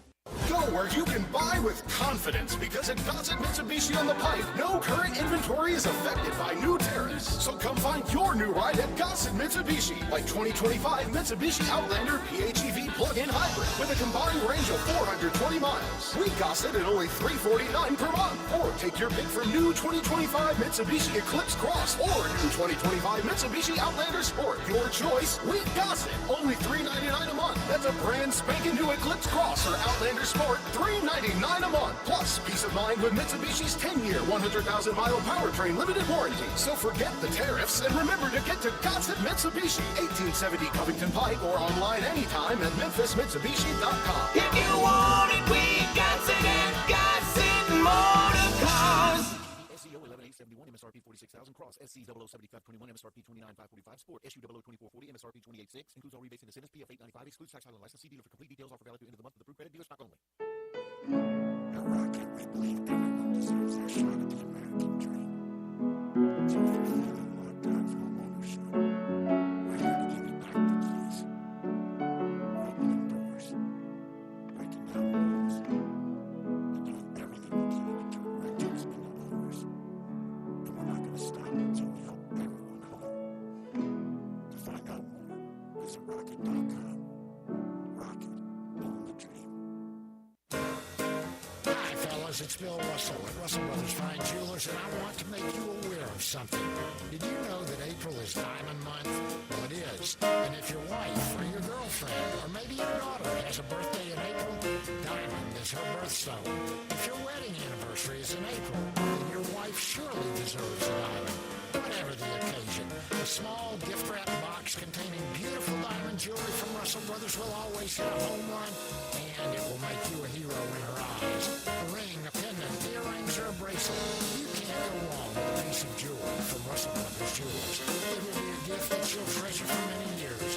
For 5 decades, Russell Brothers has been helping Memphis men find the very best in diamond jewelry for their sweethearts. Yellow, white, gold, platinum, or sterling. You cannot go wrong with a gift of exquisite diamond jewelry from Russell Brothers Jewelers. Come see us at 4646 Poplar at Perkins. Sports 56 traffic. Good afternoon. It's moving in the construction zone out here on 55 north and southbound between McLemore and South Parkway. It's been slow for the last hour or so south of Hernando on 55 south of Memphis as you work your way down through DeSoto County as it builds on 240 on to 385. Weimer's Jewelry is your diamond engagement ring headquarters. Go by and see them at Weimer's Jewelry, 7525 Highway 64. I'm Commander Chuck with your on-time traffic.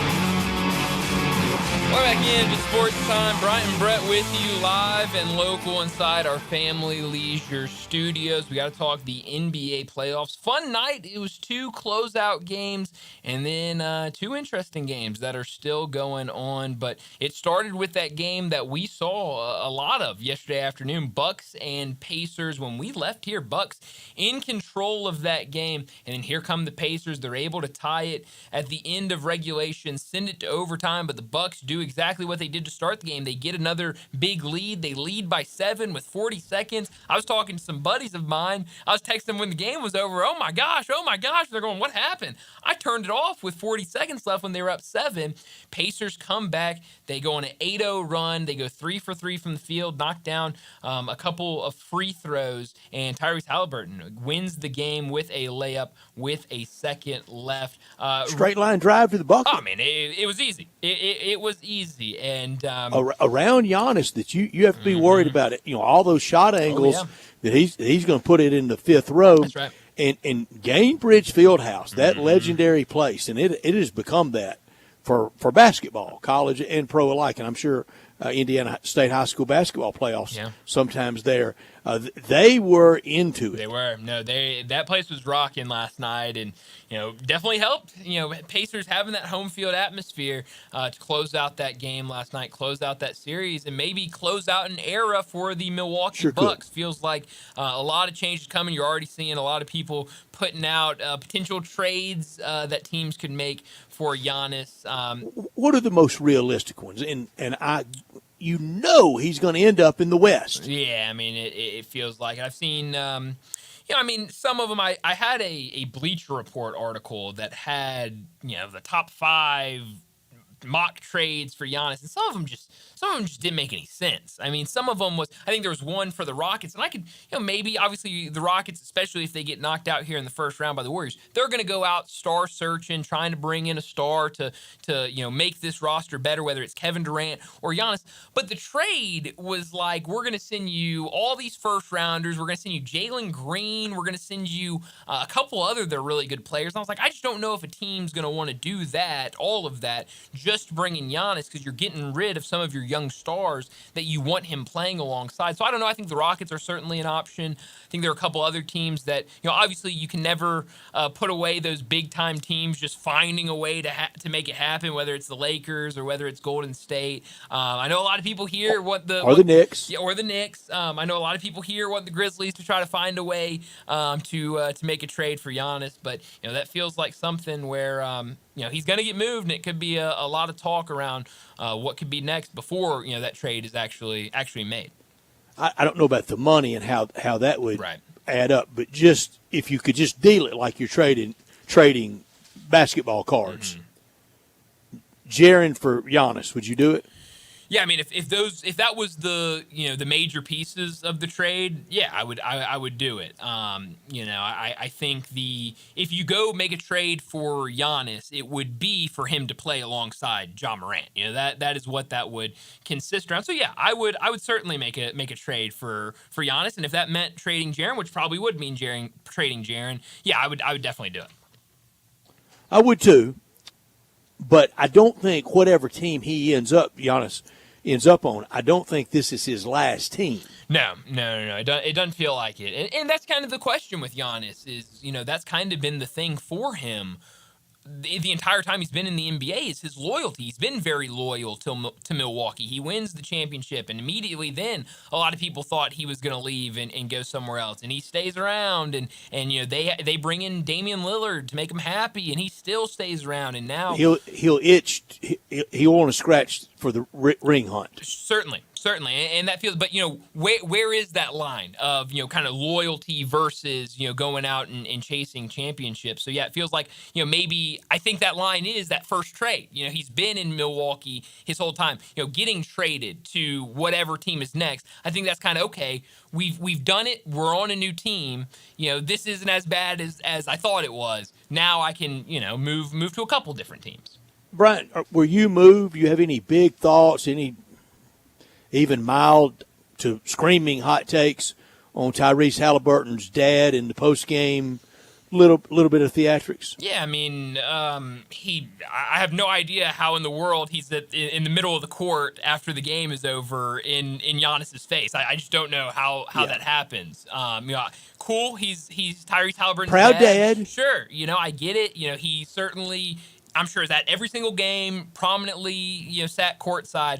But I don't care who you are. You cannot be out there in the middle of the court when the game's over in an opposing player's face. That just cannot happen. While you can tell he's trying to kind of make the rounds and congratulate, not hockey style when they, at the end of a series when they line up in a line and shake hands, but he's trying to get to all those guys and congratulate them. And you could tell that look is like, are you really doing this to me? Yeah. And it's about the last player in the league that would get done to. Yeah, no, it was weird, and I think Giannis talked about it in his press conference after the game of, when it first was happening, he thought it was just a random fan out on the court and was kind of like, what is going on? Why is this fan out here? And then kind of realized it was Tyrese's dad, but still kind of at the same time. And he kind of talked about how his father, who is, I did not know this, but is not with us anymore, how he would never do something like that. And so it just, shocked him that his dad would do something like that. And so, yeah, it was very weird. It was very strange. Hopefully that is something that doesn't happen again, but it felt like Tyrese was after the game kind of very much, he shouldn't be doing that. We talked about it. Right. Everybody on that front row wants to be part of that. Oh, yeah. Especially the family. And, like you said, very proud. If my kid, go home and celebrate. If somebody in my family was in the NBA, I would be at every game, hooping and hollering on the sideline. I probably would be too. I'd probably be a lunatic. I think I was a lunatic out at 8th grade football. well, for nephews. Even that was the funny thing is even Giannis in his post-game press conference, he said, he was talking about, I would never do something like that. I would never, get out there and be in the middle of the action of that. And then he stopped himself and he goes, wait, 20 years until my son is hopefully, playing a sport or something, who knows? I might be that dad, so I can't really talk, but, it just, I think, it kind of scared him a little bit when you've just got at the time. Landon, there's no doubt Bryant's going to be the Little League lunatic if he gets this irritated over golf picks. Oh, yeah. I mean, that's right. I mean, he's going to be the one over there screaming, "Come on, Blue!" That's right. I'm going to be the one that's thrown out every weekend. Very well said. No, that's me. And Landon, he refs a little bit, and so he can tell me. Is that what right, I can Landon? and What what sport? I can't do. I ref flag football and basketball for little kids during their respective seasons. How's the parent behavior? It's about as you would expect. They are. They're more concerned about us reffing than they are their kids playing sports. Yeah. I'm not kidding you. It does something to me to be at a big league ballpark, our AAA, our college baseball, and hear the "Come on, Blue." I think what we should do, here's what we should come together as a show. Brett, me, you, John Goen. I think we should come together. If Landon wins again this week, we should figure out what games he is officiating in the next couple of weeks and go heckle. That's exactly what we should do. Not have any dog in the fight, but we are out there just heckling Landon and his officiating duties. I will throw all of you out.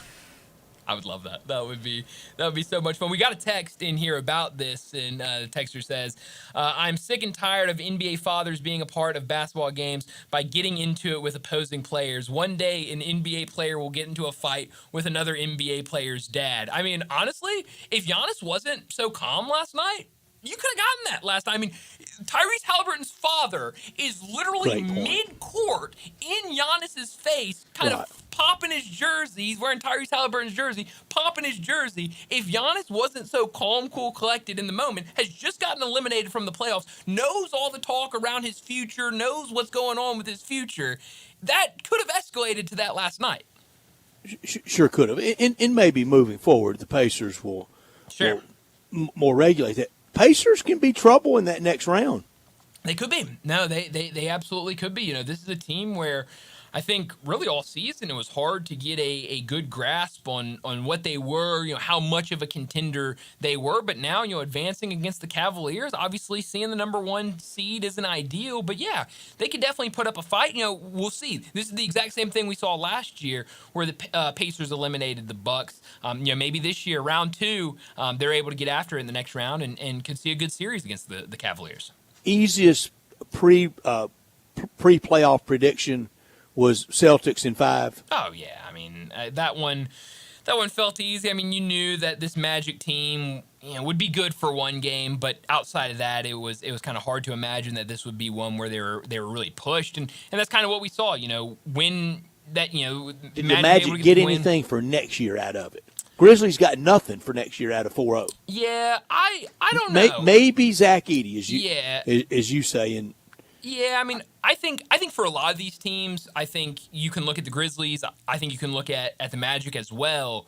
In Magic's instance, I think it's more of, I think the front office got to see, hey, this is one of the top teams, not only in the Eastern Conference, but in basketball, in the Boston Celtics, the defending champs. And I think you saw how far the Magic were to kind of being able to compete with the Celtics. You saw a lot of those games.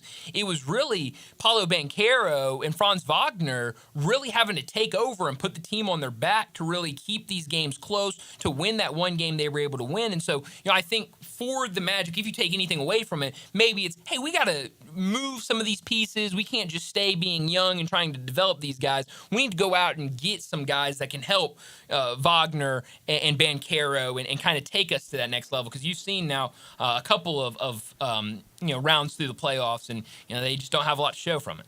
We had group lock on Denver. Never mind that. Who are you for with them now up 3-2? I really like Tyronn Lue. Yeah. I think I'm for Denver. I think I am too. I don't. If I am, if we're doing like percentages of who I'm for, it would be like 55-45. It'd be close. I've really enjoyed this series, but I think the story. My tipping point's Ballmer. Well, that will do it. I'll be honest, Brett. I didn't like the idea of what you said earlier of if Denver wins this series, if they go on, if they fight OKC, that's only going to make more owner groups, more GMs say, hey, we can fire our coach. That's easy. I don't like that idea, but I do like the story of down and out, season going in the wrong direction. You make the move to fire your coach, a lot of stuff going on behind the scenes, and then team rallies together and pushes through, wins a series, plays the Thunder really tough, maybe even beats the Thunder. That'd be a fun story in the NBA. Jokic and Giannis are about the most likable superstars out there. Yeah. No, Jokic is super. And likable. Jokic did nothing last night. 13. No, and it was a lot of. He gets 13 in pregame warmups. Yeah, he can sleepwalk to 13 points. I like how they're popularizing and really playing on 5280, the altitude.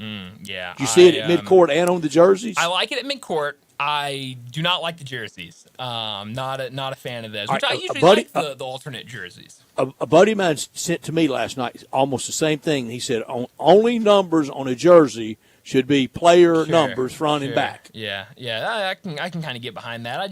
I don't know. I think for the. So you wouldn't want Memphis 901 on a jersey? Probably not. I mean, I think for jerseys, but I like it on the Tigers football helmet. I do, and that's not a jersey. Exactly, I think that's a little different for me when I'm watching a sport or a team's play, whatever sport it is. I don't want to have to do all this mental gymnastics and thinking to try to figure out what in the world does that mean. If I didn't know it, then I would have had no idea what that meant on the Nuggets jersey. And right now on my MLB extra innings package, I have all the games. Right now, there's just 3 games playing. There are a lot of times when they're kind of all up there, 5 or 6, 7 games. I don't know who the teams are with all the alternate jerseys. Sure. That's not good for the viewer consumer. No. If I'm having to spend, and it happened the first time I saw the Nuggets jersey and I saw those numbers on the thing, I'm having to look up and try to research what in the world are these numbers? Why is this jersey? And so I just think, keep it simple, keep it something that everyone can understand. But Helmets, that's completely different. I like the 901 on the Tigers helmets. Different things like that. That's cool. On the court, I think all that's fine. I know we're real tight on time. I shouldn't probably crack open a new topic. But Greg Gasson has been consistent, and I am so with him. And it's not because we're old. And Greg probably less than I do thinks old. He does not. But he is right. He has been on it. We've got to get rid of this Vancouver tribute. First of all, didn't win jack there. There's a reason they left. The 30-year anniversary, 24 of it's been in Memphis. Right, yeah. I know some of the uniform styles probably look better and a little more marketable than what we have for Grizzly stuff, but we don't need any more tributes to the Sounds.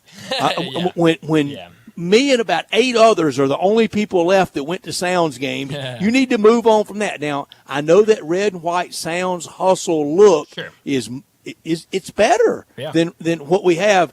But we've got to start pushing Memphis Grizzlies. Yeah, no, and Greg's right. Yeah, I'm with you. They're cool. They're great uniforms. I love them. I would not be opposed to like one night a year wearing them and kind of doing that sort of thing. But they're worn a lot. They're worn a ton, and too much. I heard maybe it was Greg the other day saying, when you're on national television and you've got people all over the country tuning in, and they see Vancouver Grizzly jerseys or they see Memphis Sound jersey, that's not marketing yourself as the Memphis Grizzlies. And so I think the Grizzlies could do a better job of that. But I also say that as someone that loves those type of jerseys, those alternate jerseys, they are really cool to see, and anytime I see someone rocking them, really love the look. But I'm with you. The marketing side of it could be a little bit better. Well, let's get to another break, and when we return, it'll be time for Big Number of the Day. Join the voice of the Tigers, Dave Woloshin, for Wolo and Friends. Weekday mornings from 10 to 11 here on Sports 56 and 98.5 FM. Hey, everybody, want to know where all the Chevys are? Where all the deals are? Right here in Olive Branch at All-Star Chevrolet. Save thousands on your new Silverado truck. Financing as low as 2.9 for 72 months. A new 2500 HD has financing as low as 3.9 and no payments for 90 days. Nothing beats having no payments most of the summer. Absolutely nothing. You could take an extra vacation, and your good credit deserves it. If you're law enforcement, first responder, healthcare, military, education, recent grad, you get an extra $500 bonus. And All-Star has all the late model pre-owns you're looking for. Camaro, Equinox, Tahoe, Suburban, and tons of Silverados. And if you have any vehicle you want to sell, bring it here to All-Star Chevy in Olive Branch and get the most money for it today. Everyone here at All-Star Chevrolet in Olive Branch asked me to wish you and your family a very happy Easter month. So together, let's drive, or go to allstarautogroup.com. Pools, and more pools. Yes, it is pool time at Family Leisure. Family Leisure is already booking pool installs, so you need to buy now and get on that list. 24-foot pools start at $19.99 install. Liners are starting at $2.99. You're going to need some pool accessories, so they're all up to 20% off. Not quite ready for a pool? That's fine. Get a 5 or 6 person hot tub starting at under $7,000. You can also go for a swim spa or perhaps a cold plunge tub. Those are now $2,000 off. Get patio furniture up to 50% off on select sets. Buy your pool now. Get on that install list. Mention this commercial, and your install is free. It's underlined in the in bold print, so you know it's big. It's pool time at Family Leisure. Family Leisure, Whitten Road at I-40, where family and fun come together. Step up your wings game at East Coast Wings and Grill. With 60 wing flavors and 7 heat indexes, do you have what it takes to turn the heat on your wings up to insanity? East Coast Wings and Grill is family friendly with a large variety menu to satisfy the whole bunch. Sign up today with a loyalty program and taste the rewards. For every dollar you spend, you collect a point. Earn 100 points and receive a $5 reward. Next to Lowe's on Highway 64 in Marlboro, come try America's best wings at East Coast Wings and Grill. Hi, this is Troy Five-Ash, owner of Five-Ash Roofing. Did you know there are so many roofing companies in Memphis that I don't even know them all? So that begs the question, which one should you choose? so I thought I'd give you a little background about me. My grandfather was a World War II Marine. My father worked for the University of Memphis for nearly 30 years. My mother, a pianist at Raleigh Baptist Church. Seems like forever. I went to Brownsville Road, Craigmont, and Bartlett High School, class of 81. We support the local school systems, youth athletics, and believe in what St. Jude and Le Bonheur stand for. I'm a Tiger and Grizz fan. The point? Memphis is my home. 5 Roofing will be around if you ever have a problem with the service we provide. 5 Roofing, fair, honest, and ethical, with deep local ties in our community. 367-0050 or memphisroofer.com. 5 Roofing is what we do. We're here for you.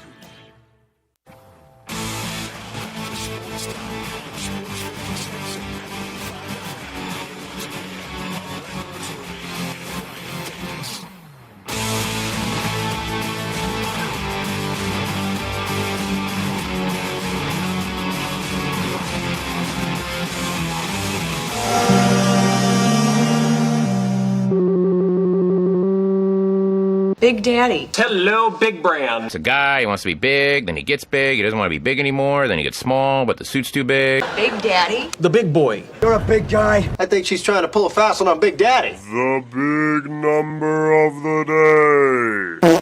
Well, Brett, my big number is the number 30. It is a big number that has to do with the NBA, and it has to do with Giannis Antetokounmpo. Against Indiana, Giannis Antetokounmpo became the first NBA player to average at least 30 points, 15 rebounds, and 5 assists per game while shooting 60% from the field in a playoff series. He was the first person to do that in the playoffs ever, win or lose.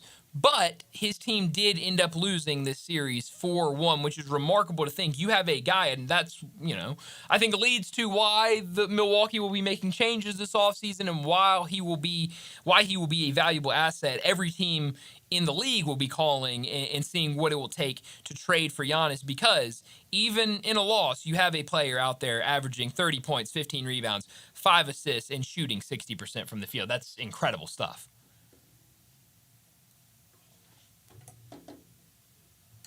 Now, I think I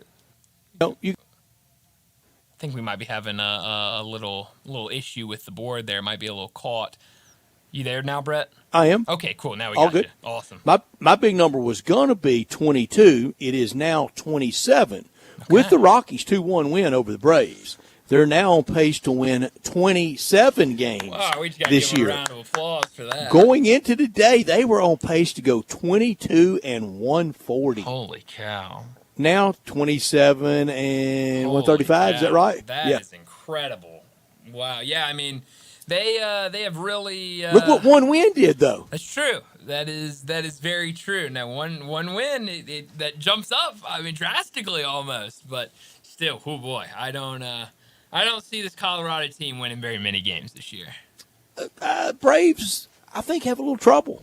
Braves do have a little trouble, and I think a lot of people early in the season when they were really struggling were going, okay, well, Spencer Strider will return, eventually Ronald Acuna will return. You saw Strider come back, he gets injured again, now he's out. You're still waiting on Ronald Acuna. How much time, can you go before it's really just, hey, we're going to have a bad season, whether it's injuries or not? It's still very early in season, but there's nothing that shows life in Atlanta right now. It will help the Braves that the schedule, and I kind of like it that we're not constantly kind of chewing on each other in a division. Definitely.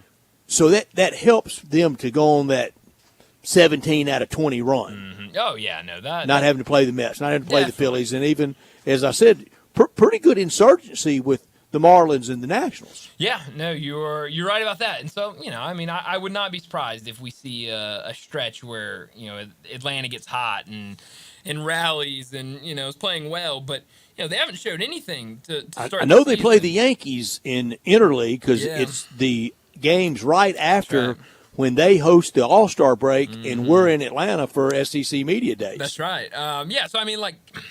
They just haven't shown anything at all with the guys they have out there that they can be one of the more competitive teams in Major League Baseball. And, I even think when you get your stars back from injury, those falls are going to outweigh Spencer Strider pitching, once every 5 or 6 days, and what Ronald Acuna can do coming up in the lineup. Yeah, I think it's time to hit the panic button on the Braves, which I had no idea we would be saying this early in the season All year for a Braves team. It's really unheard of. But we'll keep an eye Give on it them. another month and people will. Oh, absolutely. Absolutely. So we'll keep an eye on the Braves and see what they can do. Right now, Dodgers all over the Marlins. But before we get to another break, plenty of action, whether it's baseball, NBA basketball, the NHL playoffs, and time to head out and catch all of these games. And I've got the place to do that, Bell Tavern, where you can catch all the action. Located at 117 Barbaro Alley, Bell Tavern is the perfect bar for a night out with friends or just to catch a game. It's not one of those loud, rowdy, obnoxious sports bar that you're used to. It's a much more quiet, enjoyable experience. Enjoy a night at Bell Tavern with one of their great cocktails in their quiet, dimly lit bar. And it's not just the drinks. Bell Tavern has the best bar food in Memphis. Pair one of their gourmet burgers with the coldest beer in the city for a perfect night out. For more information about our friends over at Bell Tavern, give them a call, 901-249-6580. That's 901-249-6580. Or you can go online to belltavern.com. Let's get to another break, wrap up this hour, and when we return, we'll talk Grizzlies and the NBA with Rob Fisher.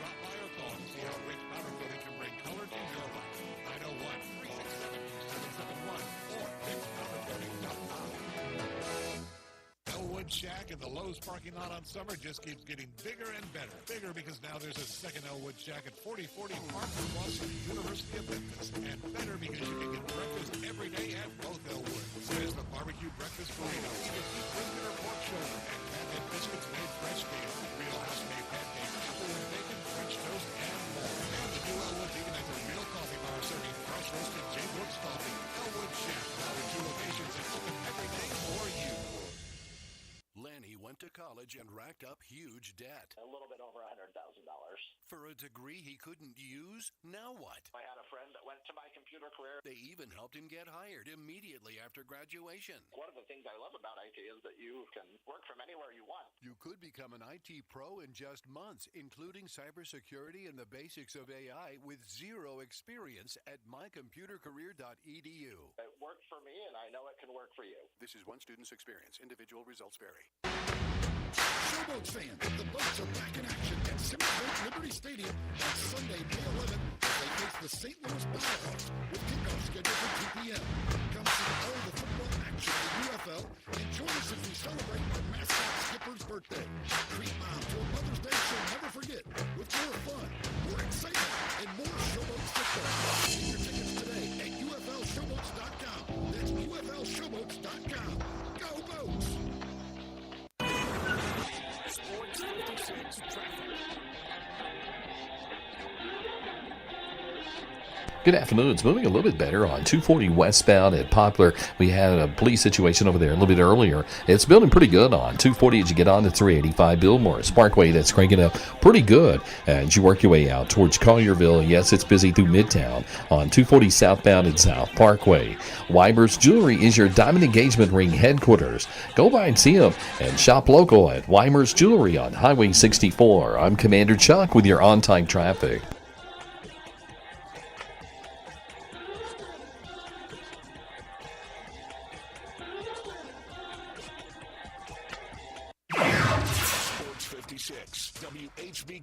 Memphis and W253DF Memphis with Dave Willotion weekday mornings from 10 to 11.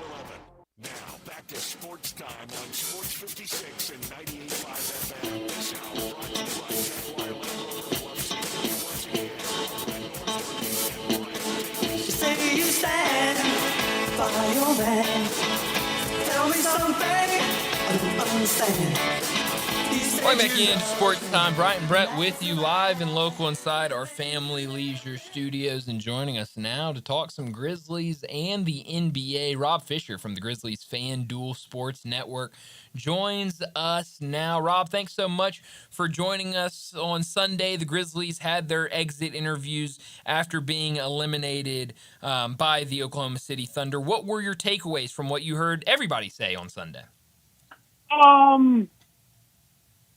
Not too much, actually. I mean, I think the players all pretty much said what you'd expect them to say. I think Zach Kleiman said a lot, but you're not going to get any answers. It's when you're asked about dealing guys or acquiring guys, you're never going to get an answer from a GM. So that didn't shock me. I think the one thing that I took away most notable that stood out to me, and I'll tell you this, after the first year the Grizzlies made the playoffs in Memphis, and Jerry West was the general manager, after they got swept in the first round, on media days, the players were out on the floor, and Jerry came down to the floor with tears in his eyes and started talking about losing 4-0 was unacceptable. He was mad. Changes were going to be made. And the big change, they went out and got Brian Cardinal. And it didn't change the team. I like that Zach Kleiman said it's unacceptable and that we need to be better. Now he's got to go do it. And, it's great to be a fan at this point because we can tell him everything that we think he should do.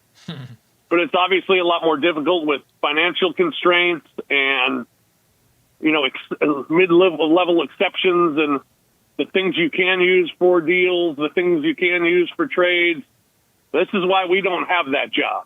And we can just sit here and we can just analyze and we can talk about it and make things up and play fantasy basketball all summer while they try to get the job done. But, when I heard that from Jerry West, I expected a lot more.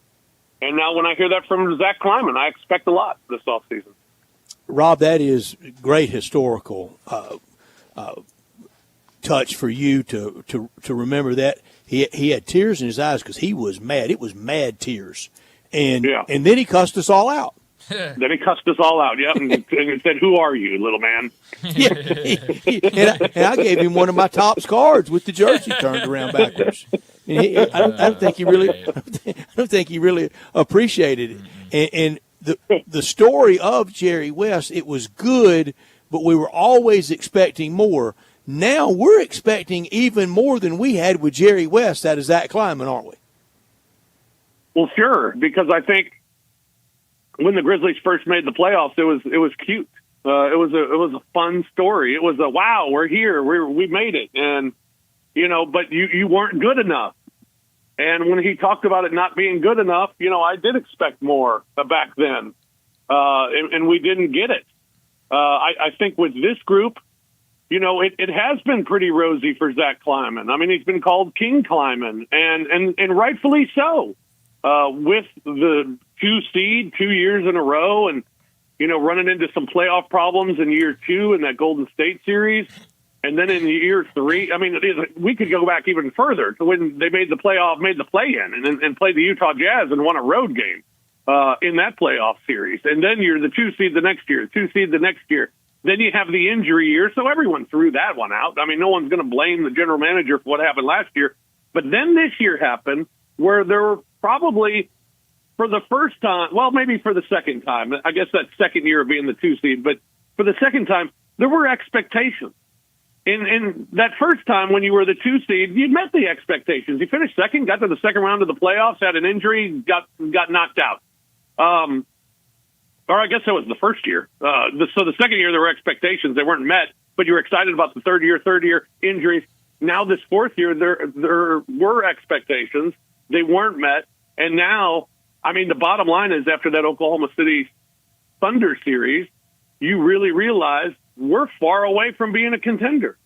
So if this organization wants to be a contender, they're going to have to make moves. They're going to have to get better because it's no longer like it has been the previous years. Our guys are a year older. Our guys are a year older. Well, that's not going to work this time. The guys getting a year older is just not enough for this team to be in the spot to be a contender. So I expect big things this offseason. And I don't know, maybe big is the wrong word because I don't want to put an expectation of a certain type of player, but I think activity, big activity from this team will happen this offseason. When you talk about some of the moves that could be made this offseason, we know the core three and what those guys have done here. Do you think that the core three will still be intact when we open the season next year? I think everything's on the table at this point. I don't know. I'm guessing only. My guess would be they are, because I still think you can build around these three guys. Now, again, with all the financial constraints that you might have, that might be very difficult. But, that's why he's paid a lot of money to be creative and to handle these difficult decisions. And we're not. My guess would be they're back, but I think everything's on the table. If you have to move one of them, but you believe it's a move to get better, I'm all for it. Yeah. I'm about one thing, and that's having a better team on the court next year than what we had this year. That's it, Rob, and I think they are. I think they are committed to that. At what point in the year, now that it's over, at what point in the year did you think it started making that turn to 8 seed and out in the first round? Oh, I mean, I guess you started to feel it after the All-Star break when you lost some games and weren't really competitive. And then it got to the point where it was like, okay, yeah, we continue to beat up on the East and continue to beat up on bad teams, doing a great. Hey, that's what good teams are supposed to do: beat up on the lesser teams. And the Grizzlies did a great job of that. In fact, that's why they won 48 games, because they mastered that really this season. But if you continued to play good teams and continued to just not be competitive, or not be competitive for a quarter, it felt like it was slipping away. I thought the lead was too big to fall into the play-in. I really did. But then when you started to look at the schedule in the last 2 weeks, probably the last 2 weeks when I really realized it, because that's when you looked at the schedule and thought, wow, where are the wins? And there were a lot of difficult games, that awful back-to-back they had with Minnesota and Denver. I thought at that point it was like, wow, we're fourth, but this could slide all the way down to 8th in the worst-case scenario. And then you hope maybe with the coaching change, maybe it'd be a little spark. And, I thought for the most part they played a little harder and competed a little bit better, but they were playing really difficult teams and lost. Their stats, it really hit me when we would start the postgame a number of nights of the Grizzlies did a lot of things well tonight, but the result wasn't in their favor. Yeah. And that got to be a theme. Yeah. Like, and the stats that, because I like to keep stats of, not I keep the normal stats. And stats where the Grizzlies were successful, when they got 30 assists in a game, when they got 60 points in the paint, when they got 20 fast break points. Those numbers just suddenly disappeared, where they weren't getting any of them at all. And then after the coaching change, when they did have a little bit of a spark, they were getting those, but they would have one bad quarter that it would still cost them the game. So it all kind of started to spiral when you started to see things disappear. And that was after the All-Star break. But when I really saw it, wasn't until probably 2 weeks left in the season when the coaching move was made. My pivot point on Friday night, February 28th, playing the Knicks, had lost to them at the Garden about a month before that or so on a Monday night. Really didn't compete very well. Everybody kind of all in for that game. Lost that heartbreaker to the Knicks on Friday. Then we turn around and get to the building on Saturday, March 1st, and against San Antonio, and it was a preseason game lineup out there, and that just couldn't afford to lose those games. Well, in stats, I think, to me, I think you're right. That was a huge weekend, I think, for the team because the Knicks loss was so tough, but you came back, you play San Antonio, you throw a lineup out there that you probably think can still beat San Antonio, but you didn't. And then what made that loss even worse and compounded that loss was you turn around Monday and you have a game where Jaren Jackson Jr. gets injured against the Hawks, and you lose that game. Now, because you lost that game on Saturday and gave it away, now you've lost 3 in a row because there was an injury. I mean, if I would have told you in the Hawks game, Jaren's going to get injured 2 minutes into the game, he's not going to play the rest of the game, and you lose, you'd say, well, that sucks, but kind of makes sense that you'd lose that game. Well, you put yourself in that position after having the game on Saturday that you just gave away to San Antonio. Yep. Without Wemby. And there are too many games. There are so many games in a season, but there are so many games you can look back on the end of the season. And this year, they're very simple. The San Antonio game, I'll throw in the Atlanta game because the one turned into 2. The Chicago game, the 2 Brooklyn games. Well, there's 5. 5 right off the top of my head. You change those 5, you're in the 3 seed or the 2 seed. So everything changes, and I think the importance of every game needs to be magnified than maybe what it was. Because every game, I mean, heck, look at the Western Conference standings. It comes down to every single game. Mm-hmm. Rob, for you personally, for you professionally even, is there anything worse than whenever the season is, like last year in the in just the ruins of all the injuries, but you kind of understand it. But in a year like this, that we thought that we might at least get early to mid-May basketball, maybe late May basketball, but every year, is there anything worse than when the season is over and the preparation for you and it shows how prepared you are and what you throw into every broadcast? What is it like? What is it? Is it just are you just is it just an empty bucket for you, or are you just worn out? Well, a little bit, but I tell people all the time, it's like getting dumped by a girlfriend, and you didn't see it coming. Because I look back and I'm like, man, Memphis Grizzlies basketball for the last 6 months, traveling the road, going out and eating dinners, going out and having drinks, and not being able to go out with my friends because I'm out with my girlfriend. Not being able, well, in this case, not being able to see my family because I'm out with my girlfriend. And then all of a sudden it's over, and there is no more getting on the plane. There is no more staying at the hotel. There is no more preparing for the games. There is no more. There's another game tomorrow. I mean, there are no back-to-backs. It's suddenly just over, and it's a life change all of a sudden. And you have to wear normal shoes now. I have to wear not only that, but like shorts and T-shirt are weird, and You're right. My legs aren't tan yet, so I'm really disappointed about that. I saw you yesterday, and it went from gold shoes on Saturday to I was very disappointed yesterday. Yeah, well, and I'll say, that's the other thing that hurts. People don't even recognize me during the summer, so it's really disappointing. How dare them? Yeah, so it's hard. Some years are easier. Like last year was pretty easy because you knew the end date. Get to the finish. Yeah, when you're like, okay, April 15th, that's the last game. Yeah, that's my last day of work. So you're prepared for it in a season like last year.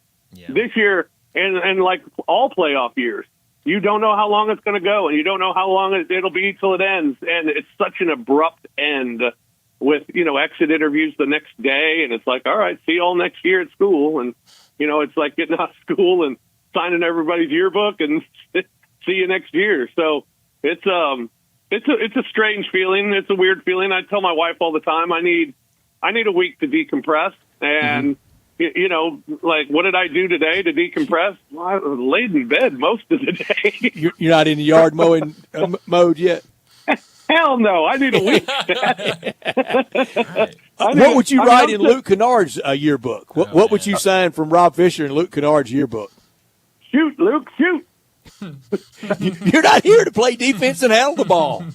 No, shoot the ball. But, no, I'm sitting outside right now looking at my yard, and I know I need to get after it like yesterday. But it'll be there next week. It'll be next week before I get I love it. Rob, what do you think the timeline will look like for the announcement of the next head coach, whether it is Coach Isolo or someone else? I know Kleinman, during his exit interview, said that he has not made a decision, that he's going to go through the whole process. But what do you think that timeline will look like this offseason? Well, the Sacramento Kings just named Doug Christie their permanent head coach. So that's already been done. I think if Zach Kleiman believes that Tomas Isolo is the next head coach, I think it would come rather soon. Yeah. Now, will the Grizzlies go through a process where they interview others along with Tomas and open it up to interview other coaches? I don't know. We don't know that answer. But if we start seeing reports that coaches are going to interview with the Grizzlies, then maybe it's wide open and maybe it takes a little bit longer. But I would hope that it would be soon and before the draft. I would imagine that would be the case. And if it's Tomas, maybe a lot sooner than later. All right, Rob, rapid fire. Win of the year, loss of the year, fairest criticism of the Grizzlies, and most unfair criticism of the Grizzlies. All right. Win of the year at Boston. Yeah. I mean, to not have won there in 11 years. It's on the parquet. Yeah. I mean, you talk about going into a building and believing you're going to lose every time. That's what it felt like when we went to Boston. It had been 11 years since the Grizzlies had won there. So, and then some other things along the way had happened. Mario Chalmers tore his Achilles there. Just nothing good came out of playing at Boston for the Grizzlies. So I think that was probably the win of the year. Loss of the year, I mean, hell, if we count the postseason. For sure. There are two candidates. Yeah.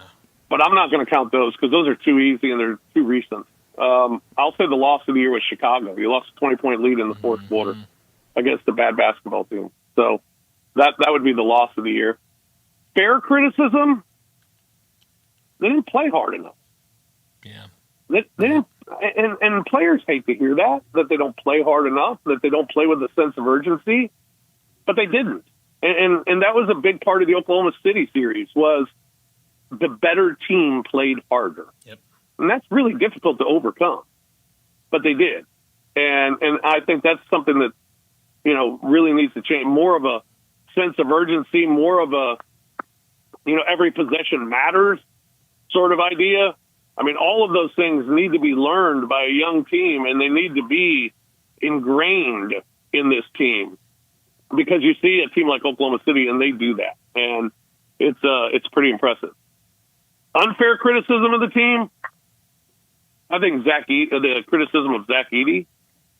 I mean, excuse me, I think what the numbers he put up as a rookie, his impact as a rookie, I believe he's only going to get better because I think the things he needs to improve on are all fixable and just come with repetition and being around the league. I think he's going to be a force for the Grizzlies. I really do. And I know he took a lot of flack for the Golden State game and for a game in the playoffs against Oklahoma City as well, that I don't think he really deserved it.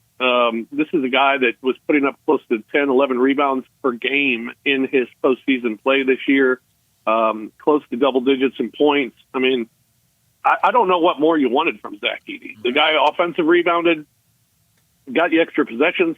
He defensive rebounded. He set the screens. He could score when Ja would set him up. And I thought we saw that a lot more at the end of the year with Tomas as the head coach. And it worked. I'm excited about Zach Edey's future. Let me tell you something. To be honest with you, Zach Edey is a senior in college. I didn't like him. Now, a lot of it had to do with the fact that I had lost a lot of bets on Purdue. So that was the real reason. Yep. Yeah, that was the real reason I didn't like him. And then he came to Memphis. I think he exceeded my expectations in year one. What was your FanDuel Sports Network best pick of the year? Ooh. Probably We don't talk Phoenix. about losses. No, we don't talk about the losses. But let me tell you something. I would always pick the Grizzlies to cover. So the last month sucked. It was not good for the parlay. It was out of your control. That's right. We had one in Phoenix. It was Edie to get 10 points and Bain to score 20 and Jaron, I think, to have over 23, and that one hit, and that was a big one. We had a plus 569, I think, hit this year. Oh wow! So I had a really good one hit this year. Heck yeah! That is huge. That took care of the 5 losses that followed. That's right. Yeah, that'll make up for it. Rob, before we let you go, when you look at what you saw from OKC this entire series against the Grizzlies and really all season, do you think either Denver or the Clippers can push them in this next series? I think the Clippers could push them. I don't think Denver can. Despite the fact that Jokic is on the floor and you got the 2 MVPs that are out there. I mean, normally you can say Denver's always going to have the best player on the floor. Right. Well, and maybe they don't against Oklahoma City. But I like Oklahoma City's depth a lot better. And they play so fast and they play such amazing defense that I think it's going to be tough for Denver to score. For the Clippers, they play such great defense. And if Kawhi is acting like vintage Kawhi, I think Clippers may have a chance because of their defensive ability. But I still think Oklahoma City is the bell cow of the conference, and I think they're going to represent the West in the NBA Finals this year. I think they've been that good this year. I love that they play on a string. I love that they can keep coming after you with the guys off the bench. I love that they play their roles all perfectly well. They play defense on a string, and then they got offensive ability too. I mean, they got an inside game, an outside game. I mean, they are stacked and well balanced throughout. So I don't think anybody is going to stop Oklahoma City. Yeah, they have definitely looked really, really good. Rob, as always, thanks so much for joining us. Enjoy the rest of your week, and we'll do it again next Wednesday. Oh, the rest of this week's going to be great. I'm doing nothing. Love it. Way to go. Getting dumped by my girlfriend. That's all. Enjoy the nothing. Move right on. Thank you, Rob. Thanks, That's Rob. right. All right, guys. Thanks. Rob Fisher joining us from the Grizzlies FanDuel Sports Network. Talk the Grizzlies and a little bit of a wrap-up of the season. We Spoke the truth. We talked about it last week. We've talked about it a lot when we have Rob on. He is gonna shoot you straight, and sure is. Obviously covers the team very closely. Is on not a more loyal company man, but he's going to shoot us straight. He is going to tell you the truth. He's not going to sugarcoat it. I thought everything he said was very honest and very, very truthful. Especially something you've been talking about a lot. You've come in a lot of games, day after games, and talking about effort being a concern and an issue. He goes out there and says that how hard they played was definitely a reasonable concern about this team this year. Don't you think in the sports buzzwords, effort and soft are the two that just would send a coach? Oh yeah, if he thinks it hit the bullseye. Yeah, I mean, no, yeah, you don't question effort. You don't question guys getting out there and giving their all. And so, yeah, I mean, that's like a guy not being in shape anymore. Exactly. I mean, nobody's not in shape anymore. No. Well, you can't. Ask Nico Harrison; he'll tell you Luka isn't. But he's the boy. You've got more people now defending or wanting to get close to. It wasn't that bad a deal. Brett, I was first. I said I kind of see the vision, but I'm not trying to defend it because I thought it was a terrible trade. But there could be a worse trade out there. Zach Lowe's out there. Really, I didn't see that. Wow, I don't know. Maybe just Now the return, exactly, will crush him forever. Exactly. No, the trade itself was awful. I mean, the moving away. Yes, you cannot argue at all that trading Luka away from Dallas was a good idea. But if you kind of sit back a little bit and you look at the roster and you look at the pieces, and if everyone's healthy, that's a lot of ifs. Like that's a ton of what ifs. But I could maybe see a little bit of it. Not the whole thing, but I could see a little bit of it. But yeah, love getting Rob on here and talking Grizzlies, and he'll stay with us. We'll talk a lot about the NBA playoffs moving forward. Before we get to another break, let me remind you about our 5 o'clock sponsor. It's Jaguar Land Rover Bluff City. Jaguar Bluff City has been the premier Jaguar dealership for the greater Memphis area since 1984, and their talented team is ready to help you find your next perfect vehicle at unbeatable rates. Swing by Jaguar Land Rover Bluff City today and check out the new 2025 models like the 2025 Range Rover Sport, 2025 Range Rover Velar, and the 2025 Defender. Test drive the Range Rover Sport, where luxury meets performance. It's a perfect mix of style, performance, and versatility, with options ranging from 360 horsepower up to 635. It's also available as a plug-in hybrid electric vehicle with $7,500 federal tax credit when leased with approved credit. Take a look at the Range Rover Velar, powered by mild hybrid technology and enhanced with the latest well-being features and fully connected entertainment system. The Range Rover Velar is the ultimate luxury compact crossover. Purchase yours today and get special 4.4% for 72 months financing available with approved credit. Don't forget about the Defender, available in multiple models to fit your needs. The Defender is built for the modern explorer, and Jaguar Bluff City is offering special interest rates for 60 and 72 months on various models. Give them a call, 877-259-6169. Go online to jaguarbluffcity.com, but head out there, test drive these vehicles. 6335 Wheel Cove, just off of Quince, for Bluff City Jaguar. Let's get to another break, and when we return, we'll talk about what's trending. Broadcasting from the Family Leisure Studio, we are Sports 56 and 98.5 FM.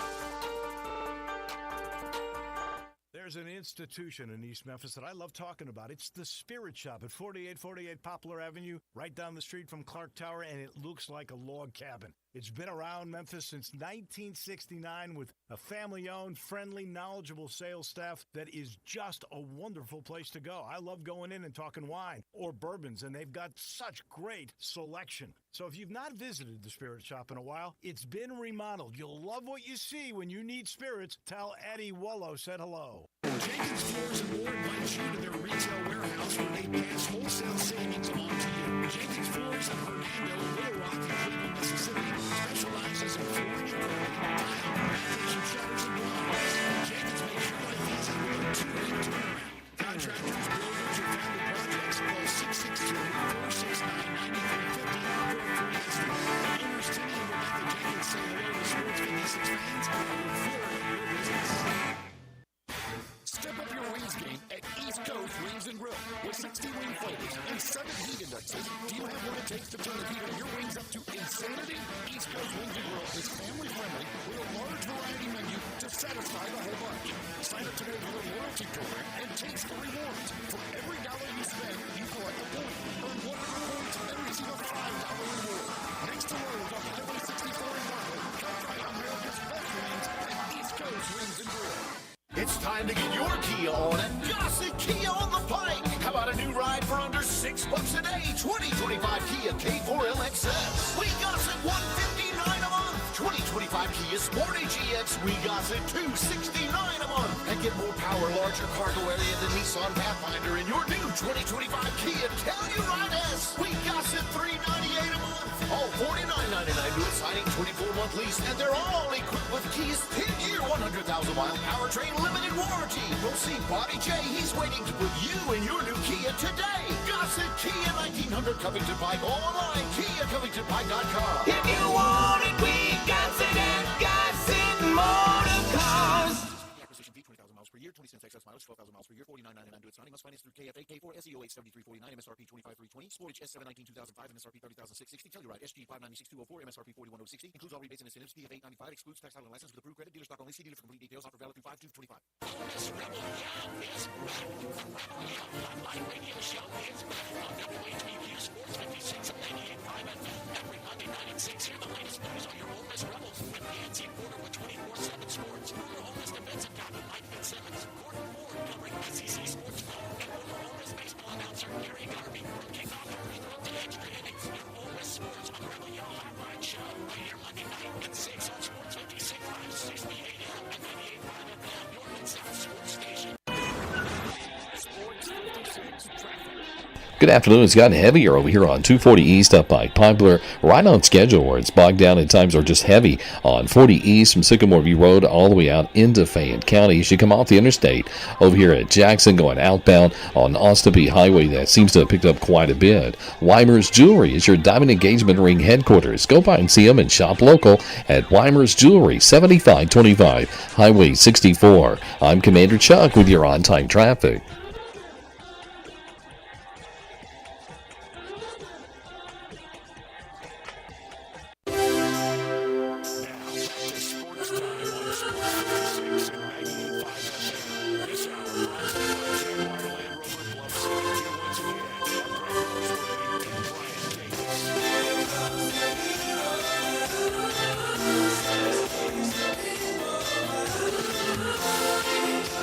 Into Sports Time. Bryant and Brett with you. We got about 30 minutes left in today's show. We did get a couple of texts during that last segment with Rob Fisher that I wanted to bring up. David texts in talking about Zach Edey. He said, imagine what all Edey went through this year. The coaching change, the system change.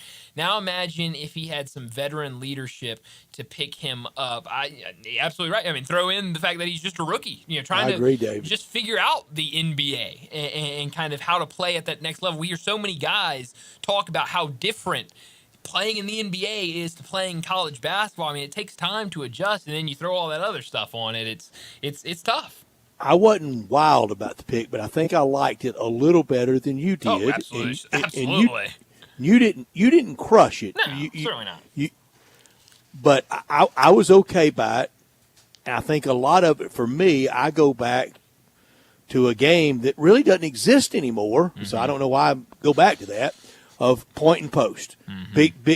Big matters. 7-3 matters. Mm-hmm. I missed badly on Hasheem Thabeet. I admit it. Others did too. They don't admit it. That's fine. Others were right about Hasheem. Some said, Dave Woloshin said, I saw him out with the Tigers, and he said, he said, Brett, you are missing this horrifically bad. Yeah.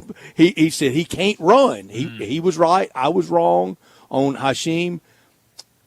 And I was scared that we had Hasheem a little bit PTSD on Hasheem, and that he would get that. He didn't get that full treatment, but a lot of people, when things would go bad, that's the easy one to knock because nobody wants to go to where it really centers around. Sure. And that's the face of your franchise. I'll go back to my top story of the day. Can't deal job because there are limited takers, and it would crush sales, sweet sales, signage. Hit the sounder for not top story. Landon. No, I'm joking. I'm joking. But we've created this face of the franchise, but I can't blame him. Let's go to the rookie. Yeah, I mean, let's blame the rookie. It's the easy thing to do, Rookies are going to have mistakes, and I say it every single time I bring them up. I was not sold on the pick. I'm still not in love with the pick or with Zach Edey with the Grizzlies, but I'm going to give it time. I'm going to let it play out, and look, if in a couple of years he is playing great and is a key part of this team, then that will happen. I'll say I was wrong on draft day, but it's very easy to go out there and point at any rookie in any league, in any sport, and say, well, he was bad tonight. Well, he probably was. There were probably games where he really struggled. He's a rookie. He's trying to figure everything out. But I think, like Rob said, and I think, like you said, for one, like you said, going back to what Kleiman said in his exit interviews, there's a discourse about Zach Edey because all of his mistakes are loud because of how big he is, because of who he is, what he is as a player, but also what you and Rob both said. You saw when Islo took over, and it was a lot more pick and roll. It was a lot more, centered around his game. Him. Exactly. You saw him thrive. You saw him thrive at the end of the season. I don't think Islo can latch his coaching wagon to Zach Edey, though. No. And I don't think that can be his biggest attribute of, I got the best out of Zach Edey. Certainly not. It goes back to you got to get the best out of Ja. Exactly. Consistently. He's got to be out there. Yeah. And I just forever will go back to that March 1 game when it was and Rob said it well. You had no idea Jaren gets hurt 2 minutes in another at that time of year, if we were doing W's and L's, we would have had a home win over Atlanta. Oh, absolutely. You know, you would have had a lot of wins. You kind of were messing with basketball Mother Nature in that stretch. Oh, and you it got absolutely you. were. And You're I'm not much on karma. I think that's goofy, but you could say it. A little karma there, Brett. It was from heartbreaker to the Knicks, and then I got there and saw that lineup, and I said, why are we abdicating? Yeah, that's right. No, you're right. And another text we got in during that conversation with Rob says Grizz would go out there and beat a team like the Lakers and then lose to the Hornets by 30 points all over the place. So inconsistent, zigzag strategy, poor play. Play good, then play bad. It was awful to be a Grizz fan this season because when you were winning, it was so hollow because, like he said in the previous text, you'd go out there and you get that big win, but then I don't think this year was awful. No, but I think what he meant is the inconsistency was awful. You felt like at times we're the 2 seed, you can compete. This is all things are going great, or we're barely going to hang on and get in. Exactly, and then it falls to that, and Brett, we talk about. I think that's locker room. I don't think it was Taylor Jenkins. I think it's above and beneath Taylor Jenkins. Certainly not. Above him in Wexler Kleiman, beneath him in your Rainmaker. Sure. Our guy is Ja. Sure, yeah. And he has let us down. Well, and it's all pretty much been to injuries. I mean, it's been when he's and out there, he's missing great. time. Exactly. When he's out there, he's great. It's just the lack of being out there. It feels like every other. I said it after Taylor weeks. Jenkins was fired. Is this going to make Ja not be 6 foot 170? No, that changes nothing. That changes absolutely nothing. But it was a weird season for the Grizzlies, and now we'll see what they do this offseason. Brian, I didn't miss on my end of the innocence treatises. We've never. It's fresh. Just eliminated Saturday. I know that. The getaway interviews and pressers were Sunday. We've had Monday, Tuesday, Wednesday. Now I know we're still in the early stages of the end. And then at some point we will get to next year. You have to. Sure. You have to. But this is one of the rawest, more pointed critiques. Rob mentioned that year of Jerry West. We didn't care, got swept 4-0 by the Spurs. We're just so glad to be kind of loosely in the club. Now, we're not having that glad to be here moment anymore. No. The innocence has moved on. Yeah, and it feels like everybody is kind of realizing that this offseason you're really at a fork in the road of kind I'm gonna find Don Henley now on go. my iTunes. Okay, there you go. I love it. I love it. No, We'll have a little what's trending and iPod game. I love it. It's been a while since we've done the old music game.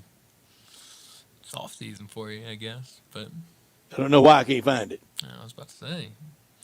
Usually I know it's in quicker here finding your songs, but but I guess not today. But no, Rob was we mentioned it getting out of that segment. Rob was fantastic in kind of telling the truth and talking about it and in a measured way that you don't have to go deep on anybody or anything. That's right.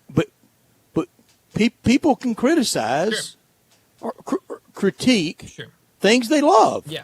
And still being able to point out, hey, there were some issues here. Here we go. Should I just keep it as a background music bed the rest of the segment? Yeah, well, it's a really long song, though. Is it? How long is it? How long? That's a good question. Real long. Too long. Like Freebird long? No. It's not American Pie long. Yeah. I mean, because you got varying degrees of long in terms of songs, but over 6 minute song, 6:04. Holy cow, that is a long song. Wow. Yeah, that's a really long song. That was in the late 80s, early 90s where the Jocks could get 3 or 4 of those in a row and go out and really burn one. Sure could. Yeah, absolutely. That's a long song. Anything over about 3.5 minutes I consider a long song. That's That is a really long song. We've mentioned it a little bit in passing, but it feels like it's only growing and growing and growing. The whole Bill Belichick, his girlfriend, and North Carolina situation. Now we're seeing, we had the little moment where North Carolina was going to be on Hard Knocks. Now today, news coming out that she played a role in... Her production company doesn't exist. Exactly. You know, she... We're almost into Manti Te'o's girlfriend country, aren't we? Well, you don't want to get close to being. At least she's real. We think. That's true. You know, we've at least seen them together in pictures, but no, I mean. So we had our friend Eli Craner on. What if you went to a publisher and said, I want to do a book. I want to center it around a 73-year-old football coach who's won 6 Super Bowls. That's right. And he's got a 24-year-old girlfriend, and he's back in college because of NIL, and she's kind of running the football program at North Carolina. Well, I think the publisher would say we can't publish this because it's so crazy and unrealistic that nobody would read it. 70. What's too young for a 73-year-old? Look, that certainly is too young. I don't know. We agree that is. That is way too young. That's way too young. I don't know what the cutoff is, but that is way past it. Because she doesn't care about talking about his grandkids. No. As a friend of mine told me, it ain't a lot of talking. Well, that is true. We got to be careful, but yes, Yeah. that is the truth. Bill Belichick What's is too young for a 73-year-old? 42? I would say that would probably be the that's range. 31 years. Yeah, I mean, I have had conversations with buddies of mine. Well, let's take it more in-house. What's too young for 63? Well, Brett, look, Landon, you got it? You got anything? I'll let you throw out the number and Landon, would you submit this in Hardenwood tomorrow for John Harden? I think it's a great question for John Harden. He would be the one that could answer these questions. This should be like open mic night for Hardenwood. Oh, man. Oh, I agree. Easily. He would have the answers right off John's the bat. 49. Yeah. I think he's 47. Okay. In that range, yeah. Somewhere. Trying to do the math. Senior in high school in 96, 97. Yeah, okay, close enough. Close enough. He's somewhere in that range. Yeah. I think we'll ask Johnny Radio tomorrow and see. And as a friend of the court asked, what's too young for 63? Well, we'll ask him that as well. We'll get his input but usually the marketplace defines. That's true. That's true. They immediately let you know. That's right. No, they definitely no will. shot. No, it's strange, but I did not think, for a while there, it was just kind of like this weird side story, like, okay, whatever, let them do their thing. But now it has grown into a complete, story with North Carolina and it is the football program. Not flattering. No, not flattering at all. And so I am, we're still a long ways away from the season. He makes it open today, doesn't he? He makes it. She might not make it, but who knows? That'll be the storyline all off season, and certainly in the media days. I'm sure the questions are gonna be great at ACC media days. He'll go full ventriloquist and hardly speak at it. Oh yeah. Well, that's kind of what he did on Sunday morning on CBS. Those questions started, and he barely said any more words about it. So it's weird, but I think North Carolina, as long as it doesn't get crazy out of hand. Can't imagine his children like this. Oh, jeez, no. Well, and then there was that story, I think it was The Athletic that came out, and, his son that's on staff at North Carolina now, she was in charge of supposedly his imaging for the job, and she was, telling people, if you're going to talk about him, do not try to stay away from talking about how he is Bill Belichick's son. We want him to be his own person, kind of dictating how the image of his son, so it's very strange stuff going on with North Carolina and Bill Belichick. Very strange. Well, we got to get to our final break of the day, and when we return, we'll wrap up today's show like we always do with Crunch Time.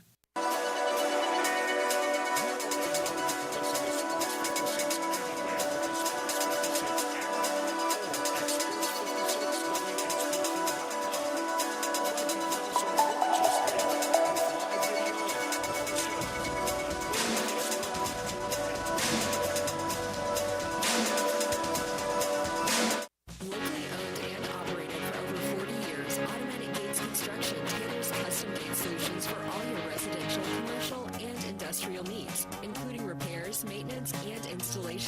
Automatic Gates Construction specializes in designing and installing automatic gates and fencing that seamlessly blends security, functionality, and aesthetic appeal. Elevate the safety and efficiency of your property with a premium gate solution. Automatic Gates Construction at myautomaticgates.com. I'm Gary York. I'm the service director of Lexus in Memphis. Our service department wants to be more than just a place where you get your oil changed. We do glass repair, windshield replacement, recalibration of your camera and sonar systems, even wheel repair, tire replacement, all the things you would expect from a luxury automotive dealer. Please check out our website. You can schedule your appointment, check out our specials, hours of operation, or if you'd like to do it in person, please reach out to one of our associates at 901-271-5199. Step up your wings game at East Coast Wings and Grill with 60 wing flavors and 7 heat indexes. Do you have what it takes to turn the heat of your wings up to insanity? East Coast Wings and Grill is family friendly with a large variety menu to satisfy the whole bunch. Sign up today for your loyalty program and taste the rewards. For every dollar you spend, you collect a point. Earn 100 points and receive a $5 reward. Next to Lowe's on Highway 64 in Marlin, come try America's best wings at East Coast Wings and Grill. Showboats fans, the boats are back in action at Simmons Liberty Stadium on Sunday, May 11th as they face the St. Louis Battlehawks with kickoff scheduled for 2 p.m. Come see all the football action at UFL and join us as we celebrate our mascot Skipper's birthday. Treat Mom to a Mother's Day she'll never forget with more fun, more excitement, and more Showboats football. Get your tickets today at UFLShowboats.com. That's UFLShowboats.com. Go Boats! Attention homeowners, it's time to score big with Choate's air conditioning, heating, plumbing, and generators. For the first 50 callers who purchase a new carrier system, generator, or tankless water heater, choose between 60 months of no interest financing or free air duct cleaning, a $500 value. Plus, don't miss our $39 February deals. Choose from a furnace tune-up, a sewer inspection, or an electrical panel inspection. It's the perfect way to prepare your home for the season. But hurry, this winning deal ends February 28th. Don't fumble this opportunity to claim these amazing offers. Call Choates today at 347-8086. And remember, Choates, let our family serve your family. Drivers who switch and save with Progressive could save hundreds. With that kind of money,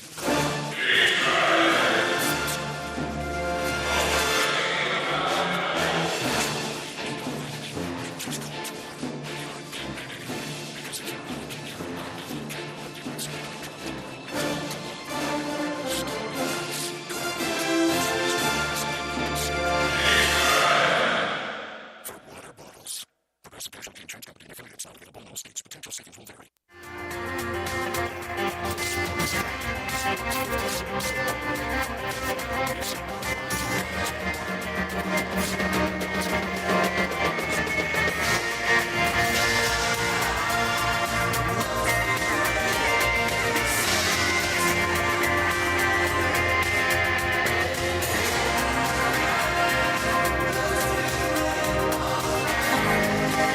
This is pretty cool, and we're just getting started, so.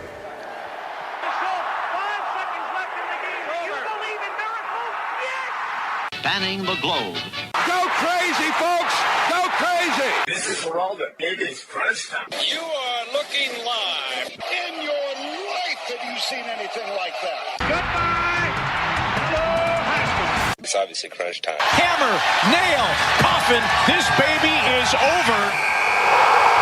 Well, Brett, what I learned today, even better news about something we talked about last week, the Elijah Arenas story where he was involved in a single car accident, had to be rushed to the hospital, was in a medically induced coma. We learned after the fact that the medically induced coma was mainly for all of the smoke he had inhaled in that fire that started from his vehicle. Now, today, Elijah Arenas has been released from the hospital less than a week after that car crash. No, injuries or anything really came out of that outside of all the smoke he ingested.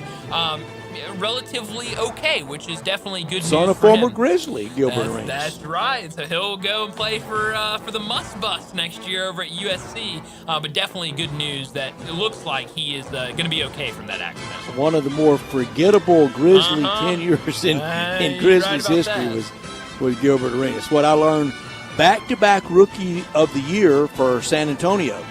Now, they want a deal, maybe get a little seasoning, free agency. They're going to be a big problem going forward for everyone. Phoenix will get right. It's going to be tough in the West if the medium-sized three were a big three. It's going to be real tough if you tear down now, but I'm for that. I'm for tearing down now. I do not want to delay the inevitable. No, it's everyone wants to go to the West. It's not going to get any easier, that's for sure.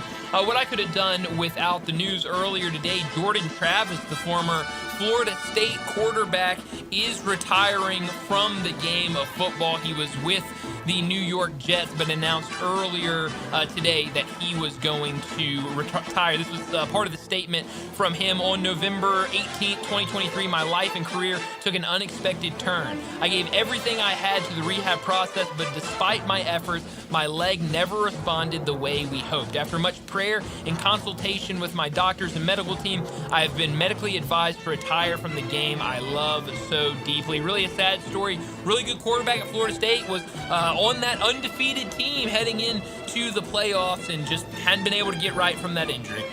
FSU hadn't been right since then. No, they opened this year at home against Alabama. Could have done without. Why was Jalen Brunson? Did they charge him for that ticket for him just standing over there and watching late in the game? That was high dollar real estate to watch a game from. Tibbs could be out if the Knicks blow this, or if they get blown out 4-0 by the Celtics. Yeah, no way. That's a really good point by you. Where you beaming tonight?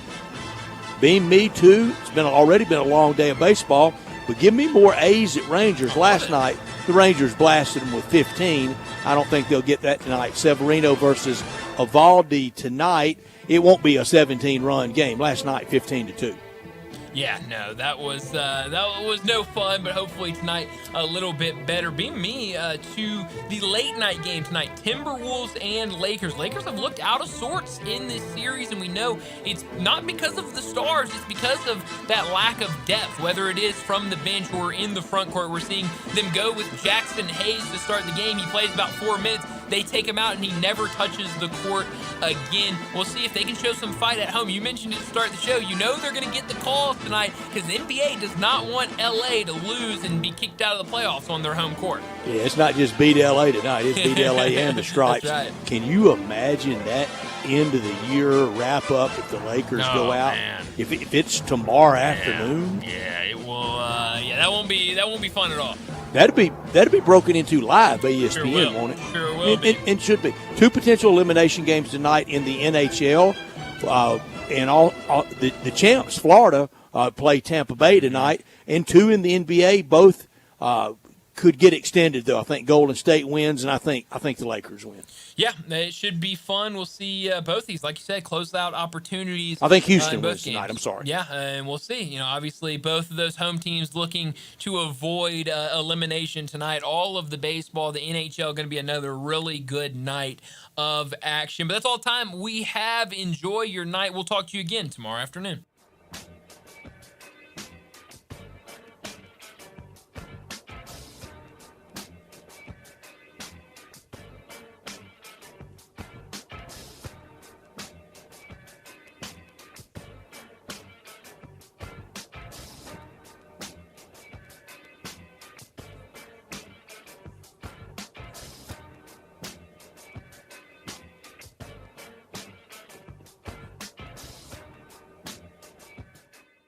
Chris Price here with Metro Builders Memphis. In the wake of the large storm systems that passed through the Mid-South, our 8 shingle crew, 3 TPO commercial